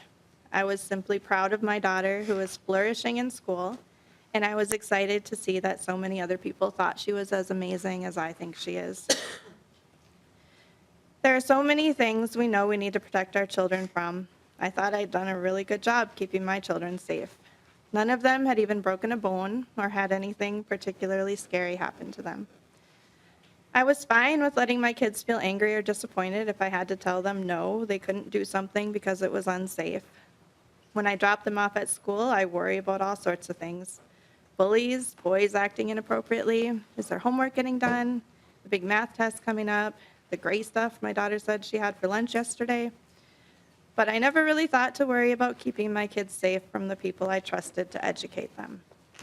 In late March of 2017, I was hit with a massive dose of reality, which felt more like a baseball bat to the head. Someone had been sexually grooming my daughter via social media. He told her he was a middle school boy from Duluth who had recently lost his mother and was dealing with all sorts of issues at home with his father. He felt alone and afraid. My daughter, being the compassionate person she is, felt terrible for this boy. She didn't even know. She wanted to help him and do anything she could to make his life better. They spoke often, as teenagers do, via Facebook and Snapchat, and they became close. He slowly pushed for the communication to turn sexual in nature, as he showered her with compliments and made her feel she was really helping him get through this difficult time in his life.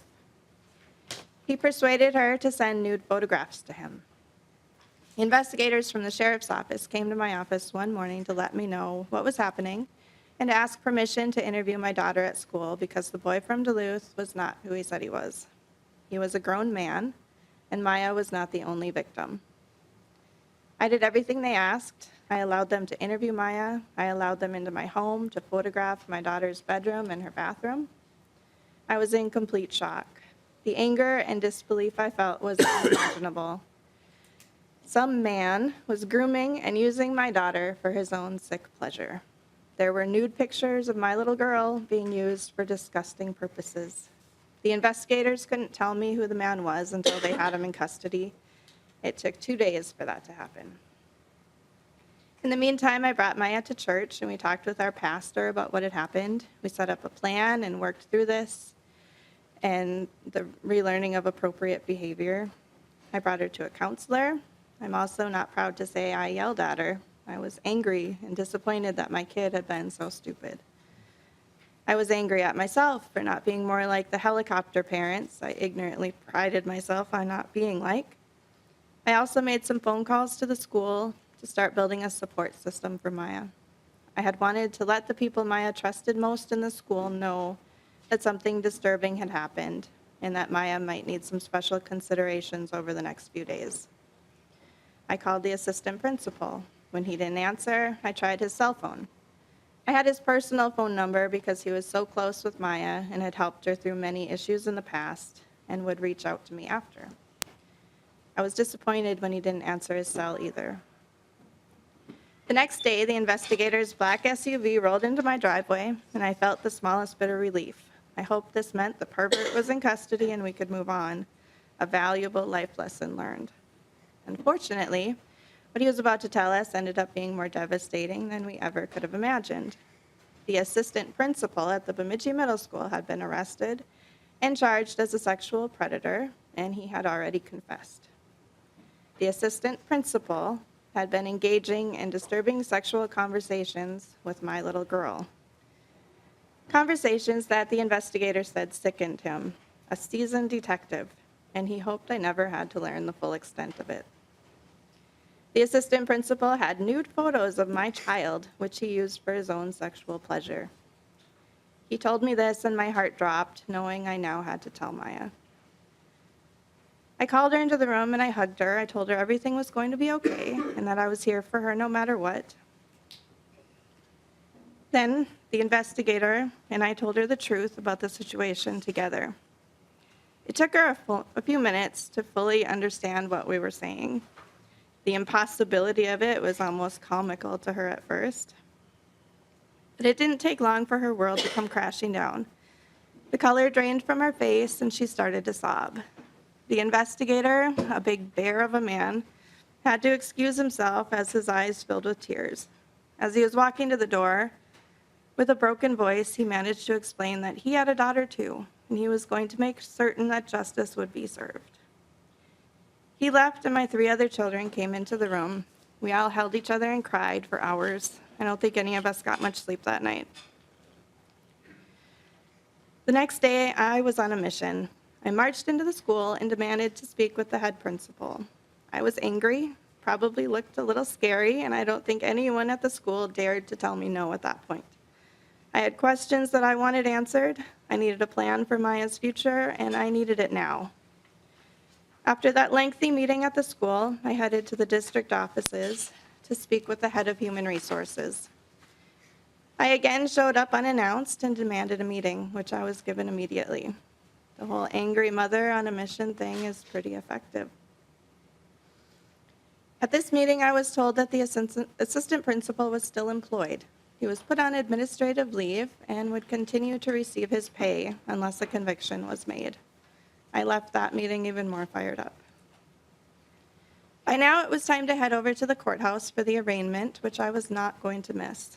I needed to look that man in the eyes. I sat in the front row. I must have still had that angry, scary mother appearance because they posted 2 bailiffs on either side of me during the hearing, probably for good reason. But the reason I'm here today starts at this point in my story. Because this man was a first-time offender, he was given the option of posting a low bail amount with conditions attached, such as no access to the internet and no contact with children. Or he could post a much higher bail with no conditions at all.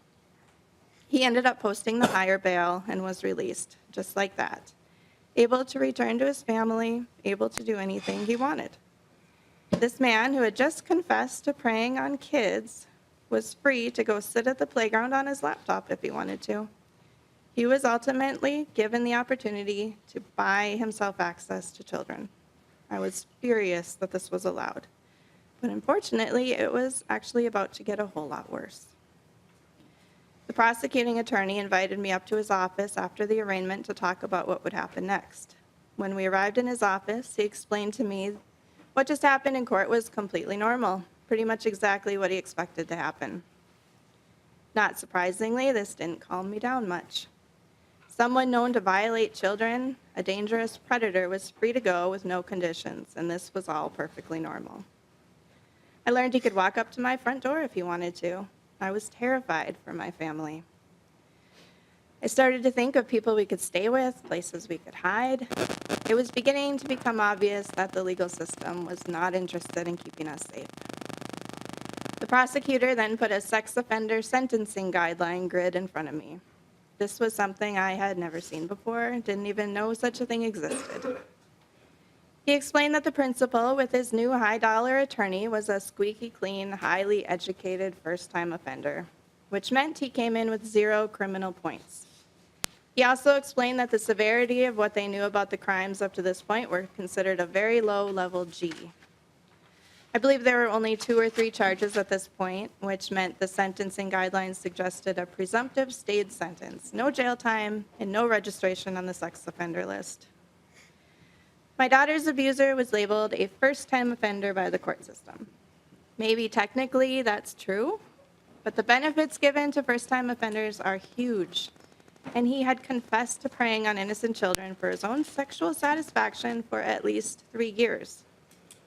He took what he knew about these kids by getting to know them at school, his place of employment, and used his position of authority to groom them and use them for sexual purposes.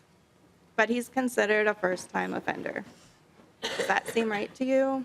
Does he really deserve a break because he was smart enough to figure out how to carry on this disgusting scheme for a really long time without being caught? This left me with horrible thoughts that kept me up at night. Should I hope that more kids were hurt by this man so he would receive more criminal points? What a sick thought. I hated myself for thinking that way. But it felt as though my daughter's pain, the abuse she suffered, didn't mean anything. The sentencing grid was like a sick board game, and we were losing. How would I explain this to my daughter? What happened to you is really bad, but the court system doesn't think so. So this horrible person isn't going to have consequences. Do you understand how that makes a kid feel? It makes them feel like blame and consequences are due somewhere. A terrible crime was committed, and the offender isn't receiving consequences, then the victims must hold some responsibility themselves. I'm convinced that if my daughter's abuser had been dealt with appropriately, she would have been spared a lot of unnecessary pain. She would have fully realized the severity of what happened and let the blame rest on the principal himself. She would have walked away with a life lesson instead of carrying around baggage filled with guilt and responsibility. At the end of the investigation, it was found that over 55 children had been victims of the assistant principal at the middle school. 55 children and hundreds of family members' lives changed by this sick man. I thought surely this would be enough to put him away and throw away the key. But again, I was very wrong, and this was not the case. Because of the definition of child pornography, as defined in Minnesota, many of the pictures the principal was in possession of did not constitute child pornography. Let me make sure I'm clear here. A man in position of authority at a middle school has nude pictures on his computer of the very children he sees and mentors every day, and only a few are legally considered child pornography. Pardon my frankness here, but why? What are you people doing? Why is the law like this? It is so wrong. How is this protecting our children in Minnesota? Take a minute and think about your own children, your grandchildren, your nieces and nephews. I didn't put much thought into this until it happened to my family. So I understand others not giving it the complete attention it deserves, but I'm asking you to do that now. Do it before it touches your loved ones. Fix these problems and make the changes that need to be made to these laws. Our story has an ending that I can live with, but only because the federal government agreed to take over the case and was able to sentence him based on federal guidelines. This man was looking at a maximum of only a few years in jail before the assistant U.S. attorney took over and saved the day. She is a hero in my eyes. I am so relieved to be able to tell you that the man who hurt my child was sentenced to 25 years in federal prison for what he did, plus lifetime supervision after he's released. He will be registered as a federal sex offender, and a long list of measures will be taken to prevent him from ever hurting anyone else. But this doesn't change the fact that we were first failed by Minnesota. More children are failed by Minnesota every day the laws stay as they are. Minnesota wanted to send this disgusting sexual predator back to his comfortable life with barely a slap on the wrist. The federal government understands the severity of this problem and sentences these predators appropriately. Minnesota needs to do the same. We need to fix the sentencing guidelines because they are outdated and they do not serve justice. They do not protect the children of Minnesota, and they cause more harm than good. Mr. Grossell has a good start here with his bill, and I'm so thankful to him for feeling personally responsible for protecting Minnesota's children.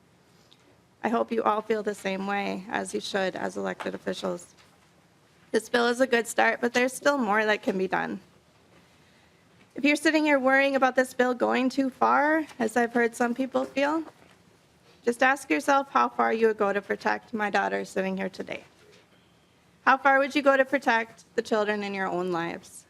This bill does not go too far. Please, let's give the sick predators in our state one more reason to leave our children alone. This is our story, our extremely painful experience, and now I can pray and trust that you'll do your job and do the right thing. Thank you.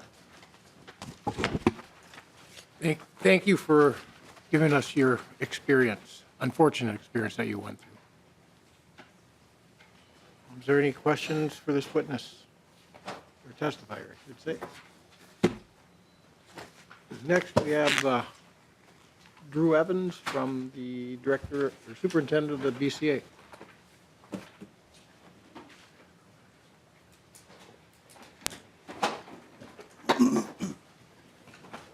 Good morning, Superintendent. Good morning, Mr. Chair and members. I'll be very brief, as I understand you're under a tight time frame here. Representative Grossell just asked me to share a little bit about the issue of child pornography from our perspective in the state of Minnesota. The Minnesota Bureau of Criminal Apprehension has 18 agents dedicated to this type of work, along with human trafficking and predatory offender investigations. We're the ICAC commander for the Internet Crimes Against Children Task Force, which operates across the state of Minnesota, which has approximately 100 affiliates, other law enforcement agencies that are working on this very important work. Minnesota last year had 2,148 cyber tips of suspected child pornography or online exploitation of children across the state. What we talk about when we talk about child pornography and the concern that we have with it is that when an image is shared and somebody uses that for sexual gratification, that child who is victimized and then recorded and then disseminated is re-victimized every single time that image is viewed and re-disseminated across the state. And so we treat this as a very serious crime that is investigated thoroughly by our agents and task force affiliates across the state of Minnesota.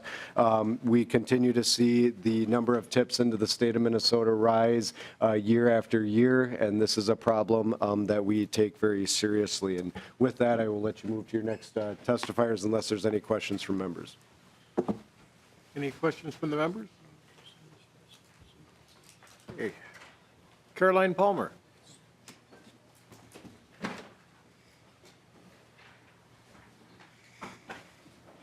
Thank you, Mr. Chair, members of the committee. My name is Caroline Palmer, Public and Legal Affairs Manager for the Minnesota Coalition Against Sexual Assault. I will just be brief as well, and just wanted to be here to express our support and to thank Representative Grossell for all of these efforts on these issues. I really think that the testimony that you heard from the survivor and her family pretty much said it all from what we would tell you, and so I want to thank them for coming forward and sharing their story. We recognize the challenges that exist with our state laws and how federal law sometimes has to come in and take care of matters. So we appreciate all of your attention to this issue. We also want to make sure that this committee, and I know we'll think about this, is where we can also make sure that we're providing appropriate and good treatment opportunities for offenders as we're looking at the penalties in the system too. So thank you very much. Thank you. Ryan Ellison.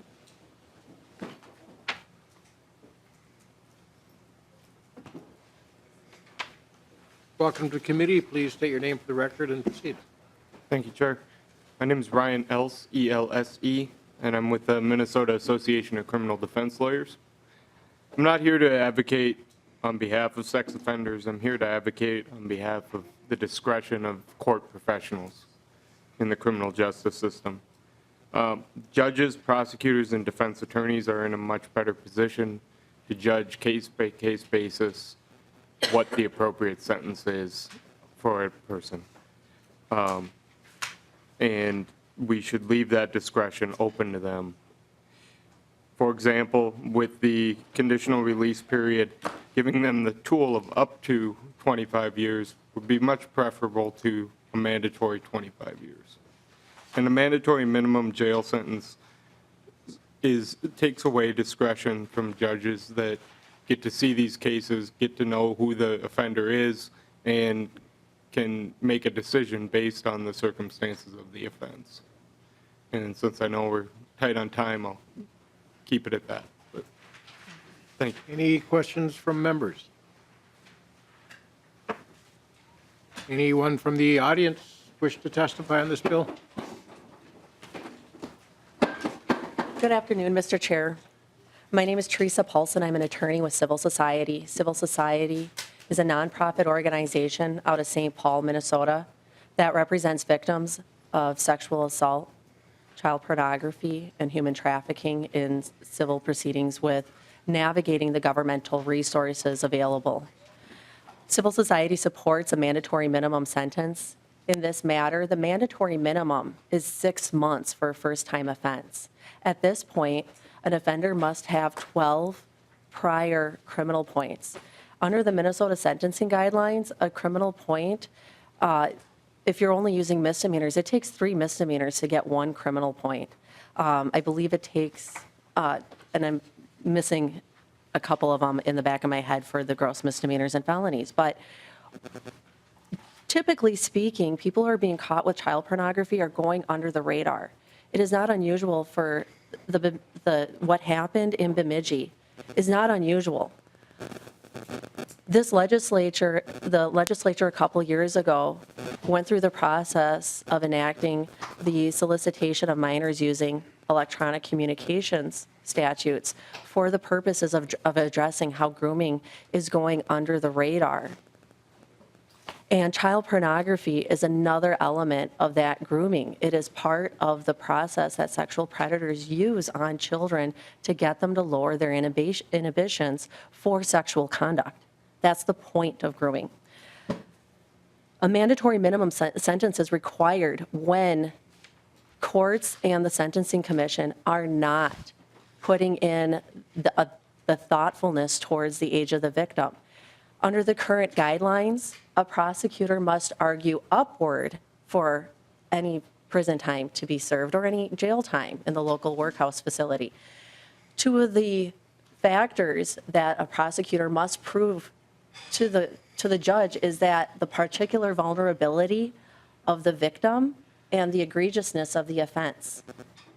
In child pornography, it is the exception when an offense is not egregious.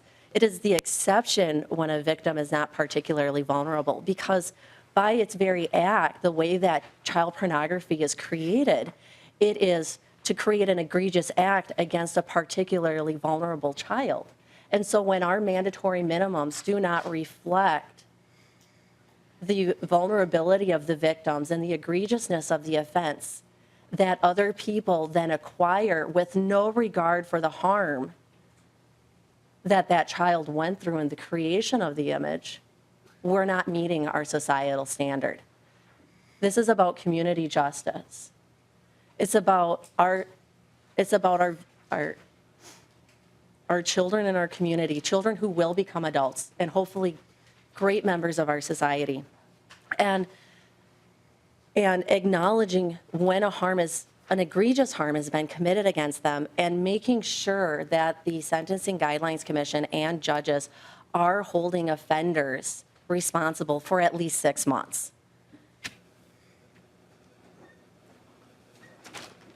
And I'll yield for questions if anyone wants. Any questions?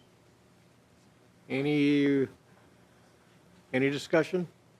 Representative Hilstrom. Thank you, Mr. Chair. And members, this is not a new issue here. A few years ago, and maybe even last year, we've heard bills, and I've carried bills changing the definition of child pornography. We still don't have it quite right. And so while this does speak to one piece, I wanted to validate the testimony that came from the mother who testified. The interpretation is that mere nakedness is not child pornography. And so if someone takes pictures of children, for example, in a locker room, and the children are naked, even if they weren't, if they didn't know the pictures were being taken of them, a judge has actually ruled here in Minnesota that that is not possession of child pornography. And so we have a lot of work to do with this statute, and I'll leave it at that. And with that, we'll lay this bill over for possible inclusion.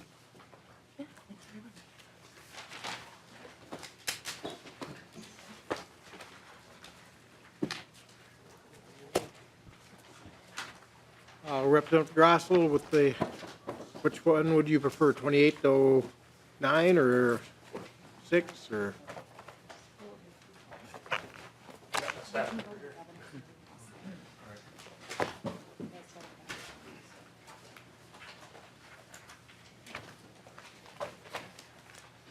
Bill 2906, Mr. Chair, if you could.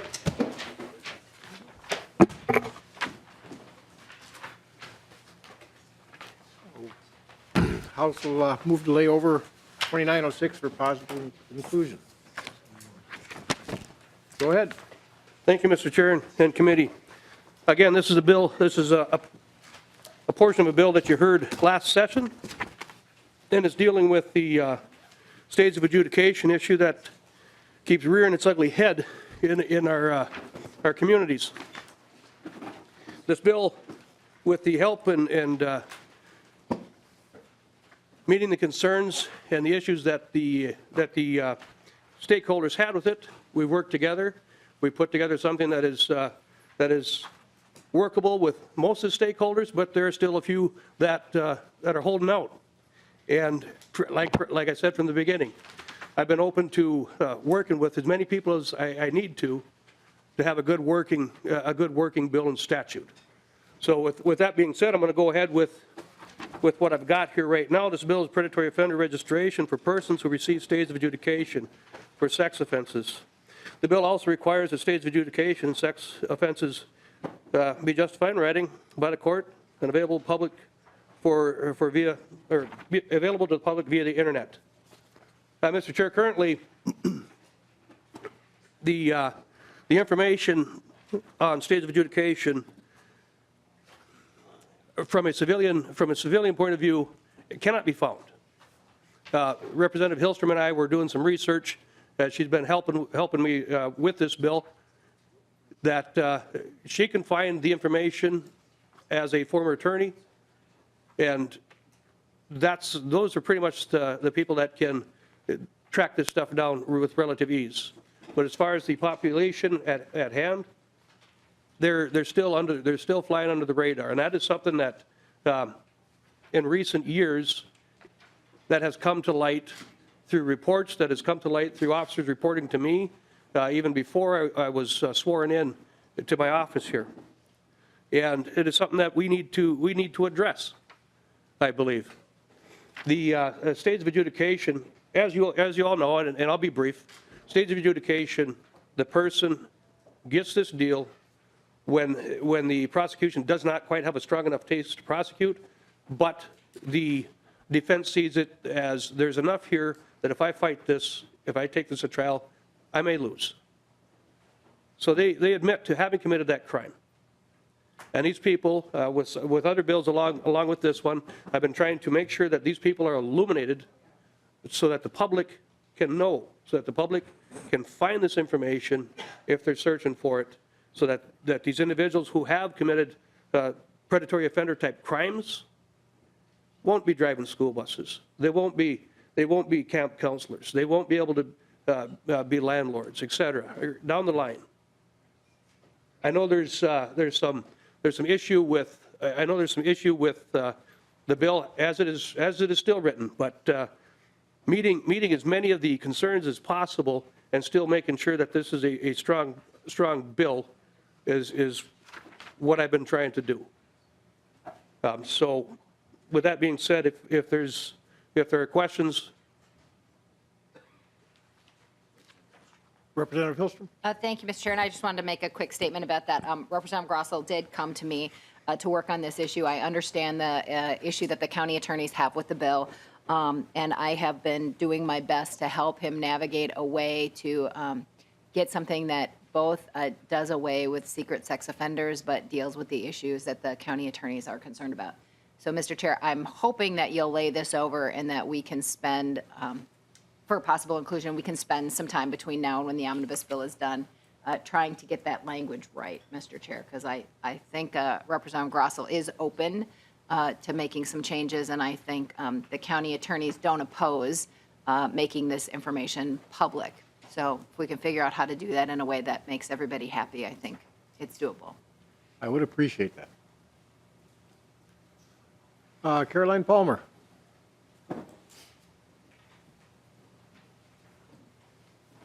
Thank you, Mr. Chair, members of the committee. My name is Caroline Palmer, Public and Legal Affairs Manager from the Minnesota Coalition Against Sexual Assault, and I am here to support this bill. And I also want to give our great thanks to Representative Grossell.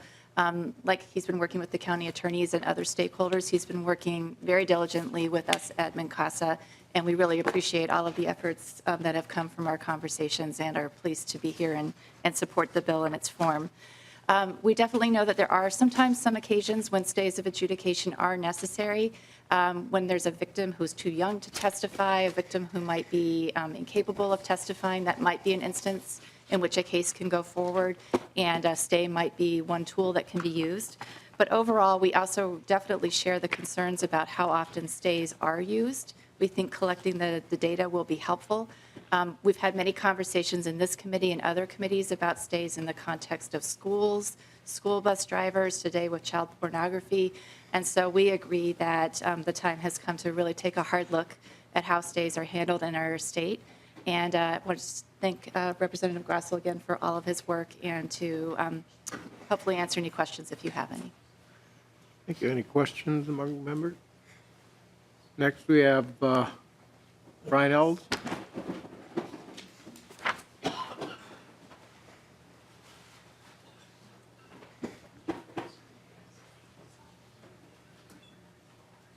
Welcome to the committee. If you could introduce yourself and proceed. Yes. Ryan Else, ELSE with the Minnesota Association of Criminal Defense Lawyers. Once again, my concern here is the discretion of the courts and judicial efficiency. As was pointed out correctly by Representative Grossell, stays of adjudication are used in cases where trial is undesirable. And one of the greatest things in these cases that a defendant is trying to avoid is the predatory offender registration, which is essentially a bar to employment, a bar to where they can live, and a very severe punishment. They will be forced in cases where trial is not something that is desirable for the victim or for the defendant to have the public spectacle of a trial. It is a constitutional right. It is something that can't be avoided. And we as defense attorneys have to counsel them as to what penalties they will face. And when they face this term, they'll be much more likely to push a case to trial. And for that reason, I really think this should be considered a little more deeply. I think the ramifications we see in the justice system could be much further than what the rightful goal is of notifying the public, but I do fear that there is a risk here of really pushing cases into trial where a victim is going to have to testify and go through an experience they just do not want to go through. Or the case will have to be just flat out dismissed and then the person's not held on probation. And I'll respect the committee's time. Thank you. Robert Small?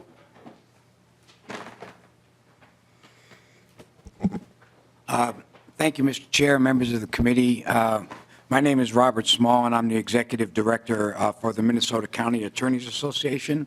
And first thing I'd like to do is thank Representative Grossell for his willingness to include the County Attorneys Association in many of our continued discussions, and I hope to continue to be engaged in those discussions as well. I'm not here to speak either in favor or against the bill, but I did want to call to the committee's attention an issue. I've talked to Representative Grossell about this, and I'd like to at least make the members aware of it. For sure, the County Attorneys Association does not oppose accessibility and openness. Everything we do, as I've mentioned on prior occasions, is an open court, and to the extent that we can have accessibility to the public, the County Attorneys Association is in full agreement with that.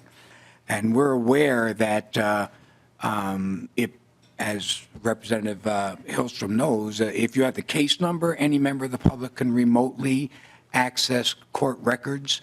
But as Representative Grossell noted as well, is that members of the public usually don't have a case number to do that. We are also aware that you can go, a member of the public can go to any one of 100 locations at various courthouses within the state and do a name search and access stays of adjudication. So that's accessible at 100 different locations. The concern that we have and the issue that we have is with the separation of powers issue, with the legislature dictating to the judicial branch the how to control its records. And that's our issue, that's our concern. And I've met with members of the Supreme Court to try to urge them to change their rules, and I've been unsuccessful in that regard. So that's the only concern we had. Thank you for our time. Thank you, Representative Grossell. Thank you. And with that, the bill will be laid over. Oh, is there any public testimony before that? Welcome to the committee. Please state your name for the records and proceed. Thank you, Mr. Chair. I do have, my name is John Brandt. I do have a handout. Can I provide that to the chair? Pages, give it to the pages, they'll hand it out.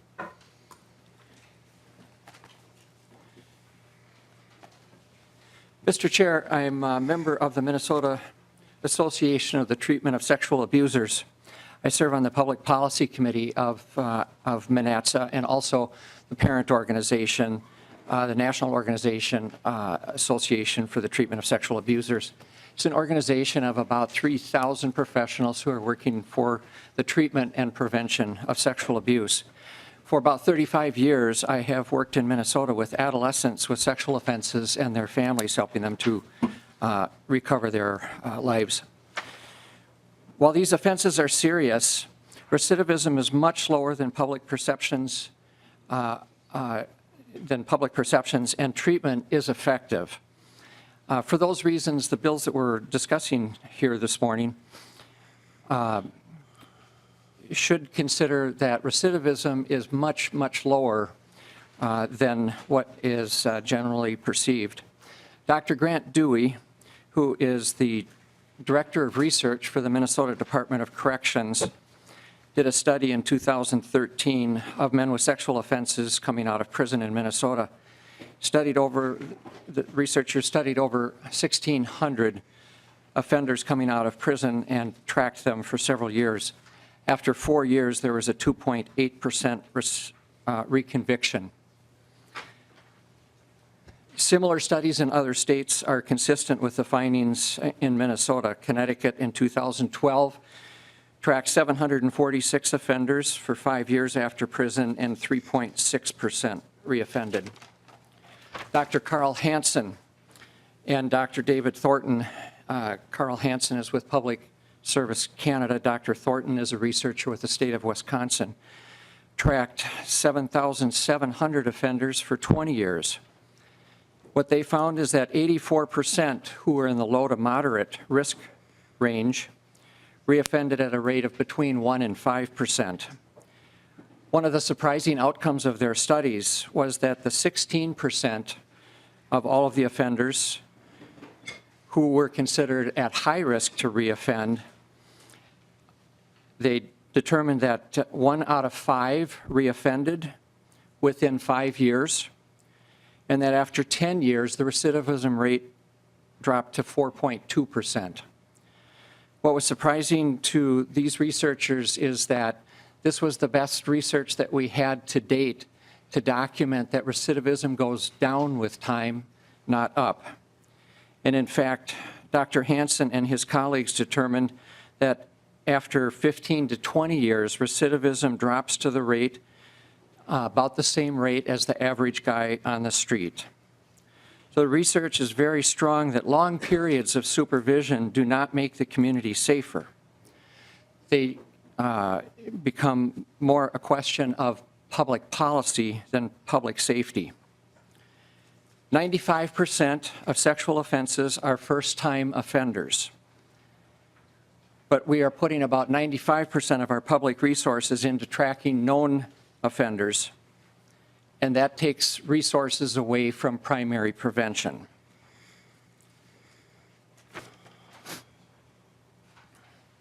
I'm working with young men in Minnesota who were put on the sex offender registry for offenses that occurred when they were as young as 11. They're on the registry for at least 10 years, some of them for 20 years. I work with young men who have lifetime registration before they're old enough to drive and before they graduate from high school. As some of the previous testimony indicated, we're making it almost impossible for young people to recover from offenses. And what's happening is that the public policies that have been put into place to manage adult sex offenders has been migrating into the juvenile system. The laws that we're creating make it almost impossible for them to recover, and the damage extends to their families because oftentimes they cannot go home, and families are disconnected because of the registration and residency restrictions that are cropping up across Minnesota. There is no evidence that supervision of offenders is inadequate at this point. These bills will make the public feel safer, but there's no evidence that this bill will actually make the public safer.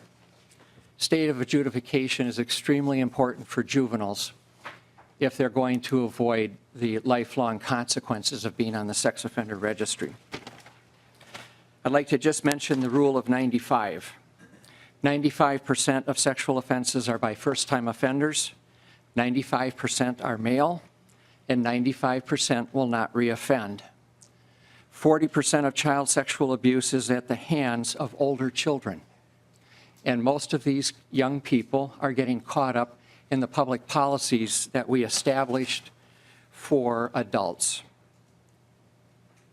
I'd like to encourage the committee to consider the redemption curve in the handout that I passed out. It was prepared by Dr. Carl Hansen to show how quickly recidivism drops after the initial intervention because treatment works, and that state resources would be more adequately or appropriately directed toward primary prevention. Thank you. Any questions or comments from the committee? Okay, with that. Just one, Mr. Chair. I don't have any questions, but, you know, if you should like these bills then, because, one, there's verbiage in there that will, unless the offender is a juvenile and the court finds the record that there's cause to waive registration requirement. Juveniles can be waived as far as having to register for unreasonable time or registering at all. The other bill, the one that we'll address here shortly, that takes into consideration and it leaves windows at 10 years where they can appeal to be off of probation. So I really don't have anything else to say other than saying somebody is a first-time offender in a criminal sexual conduct case, that I really take that to heart, because that is a heinous crime. That's a person crime against a child, a woman, whoever. And to have it just flippantly said, first-time offender. Most of them, it's the first time they've been caught. And the information that we have in a lot of these studies, I've got 2 studies with me right now that was provided by, I was directed to by the Minnesota BCA, shows that after treatment, the percentages increased greatly as far as known victims at time of sentencing, and then after treatment, the percentage rose probably 20-30%. What this bill does is it holds people accountable, even if they're first-time offenders. There's a request in there for to keep the tools. I want the county attorneys to have every tool possible. But these individuals who have admitted to sexually assaulting someone, we need more accountability. And that's what this bill does. The county attorneys have a discretion, judges have their discretion, but the victims need some representation as well. Thank you, Mr. Chair. Thank you. And with that, the bill will be laid over. We will be in recess till 8 o'clock or the call of the chair. Room 10. We have 2 to go. I'll keep going if you want to keep going.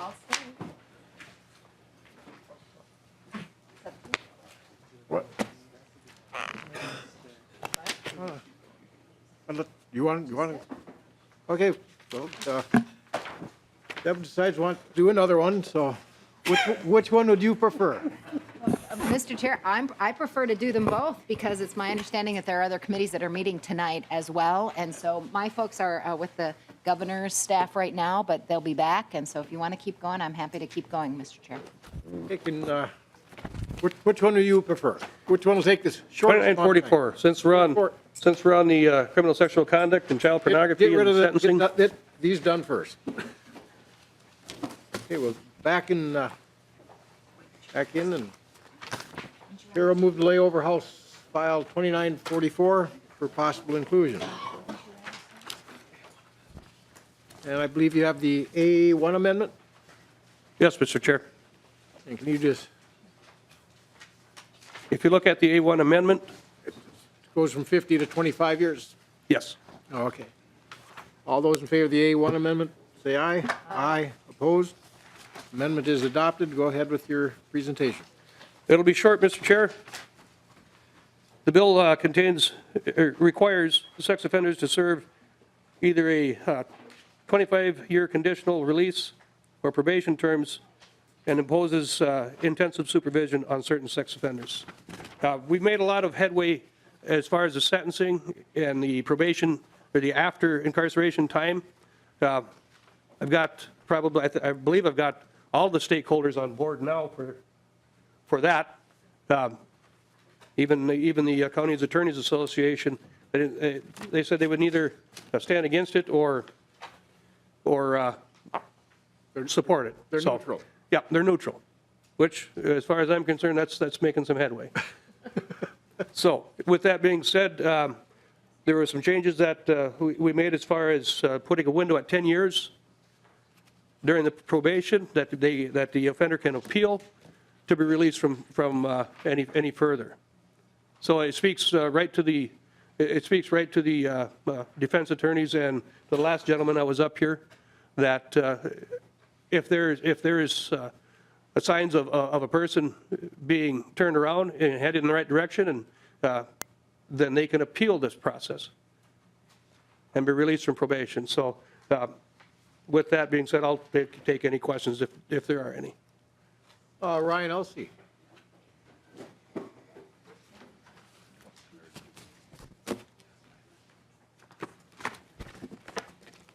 Chair and committee members, I'm Ryan Else with the Minnesota Association of Criminal Defense Lawyers. I wanted to just speak briefly on the requirements of the intensive probation on page 6 of the bill. Starting at 6.21, there's a requirement that even while in treatment, the offender must work 40 hours a week. In our experience with our clients, that would simply be impossible while they're doing the intensive sex offender treatment. We just wanted to bring that to the committee's attention. Thank you. Ryan Erdman?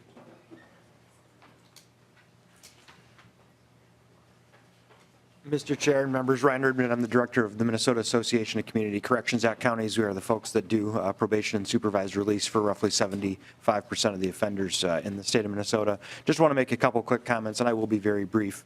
We are concerned about the costs. I understand there's a fiscal note, and I had a great conversation with Representative Grossell yesterday about the need to have those costs covered, because as this population grows, particularly on the intensive side, we'll see substantial costs that would be primarily borne by counties across Minnesota if the state doesn't fund it. The secondary comment I would make related to that gets to the 25 years, and I do appreciate the amendment that brought it from 25 to 50, as well as the changes that allow for those opportunities to be off probation sooner than 25 years. We see, as probation professionals, sort of a diminishing returns, a declining amount of recidivism reduction as time goes on. Eventually that curve levels out, and the point at which that levels out is well before 25 years, quite frankly. So continued supervision after the point currently, if you get felony probation for a sex offense, on average across the state is about 160 months, which if my math is right is a little over 13 years. Continued supervision after that point is, like I said, is a diminishing returns sort of scenario. So we are concerned about that, even if folks are having the opportunity to be off after 10. And also that's simply not going to be reflected in the fiscal note because they're currently getting 13 years because we currently have 10 years of conditional release. The point at which our caseloads start to build because of this added supervision is like 5 biennia in the future. And so, we're counting on that legislature 10 years from now to come back and add the resources to cover our growing caseloads. And it's not something for quite frankly, we understand you're not able to do now because of how that caseload builds. So that does create a concern for us that I'm not really quite sure how we address that, but it is something that we see as a potential pitfall with the legislation. So again, a great conversation with the representative yesterday, and his attentiveness to our costs is very appreciated. So wanted to make sure to have those comments on the record. I'll take any questions, but that's all I have for you today. Any comments from the audience? With that, And Mr. Chair, with our state leaning more away from incarceration and leaning more to supervision, somebody's got to pick up the ball somewhere and keep an eye on these offenders. And as I said, we've been working together to try to make sure we address the majority of the issues, and I believe we've done a good job at that. Okay. The bill will be laid over. I think you want to speak again, or is it going to be pretty much the same thing that you just said? Mr. Chair, thank you. I just wanted to respond generally to Representative Grossell's comments.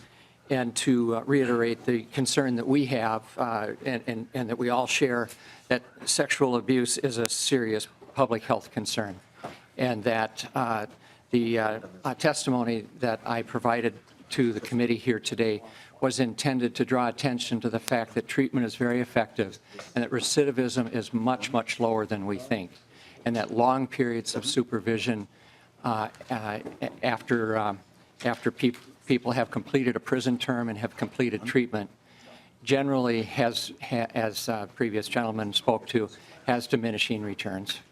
Thank you. Great. Representative Hilstrom. Thank you, Mr. I just want to ask you one quick question. So one of the challenges that this legislature has been attempting to deal with is folks want to get away from civil commitment and want to keep people in the criminal side instead of having to rely on civil commitment.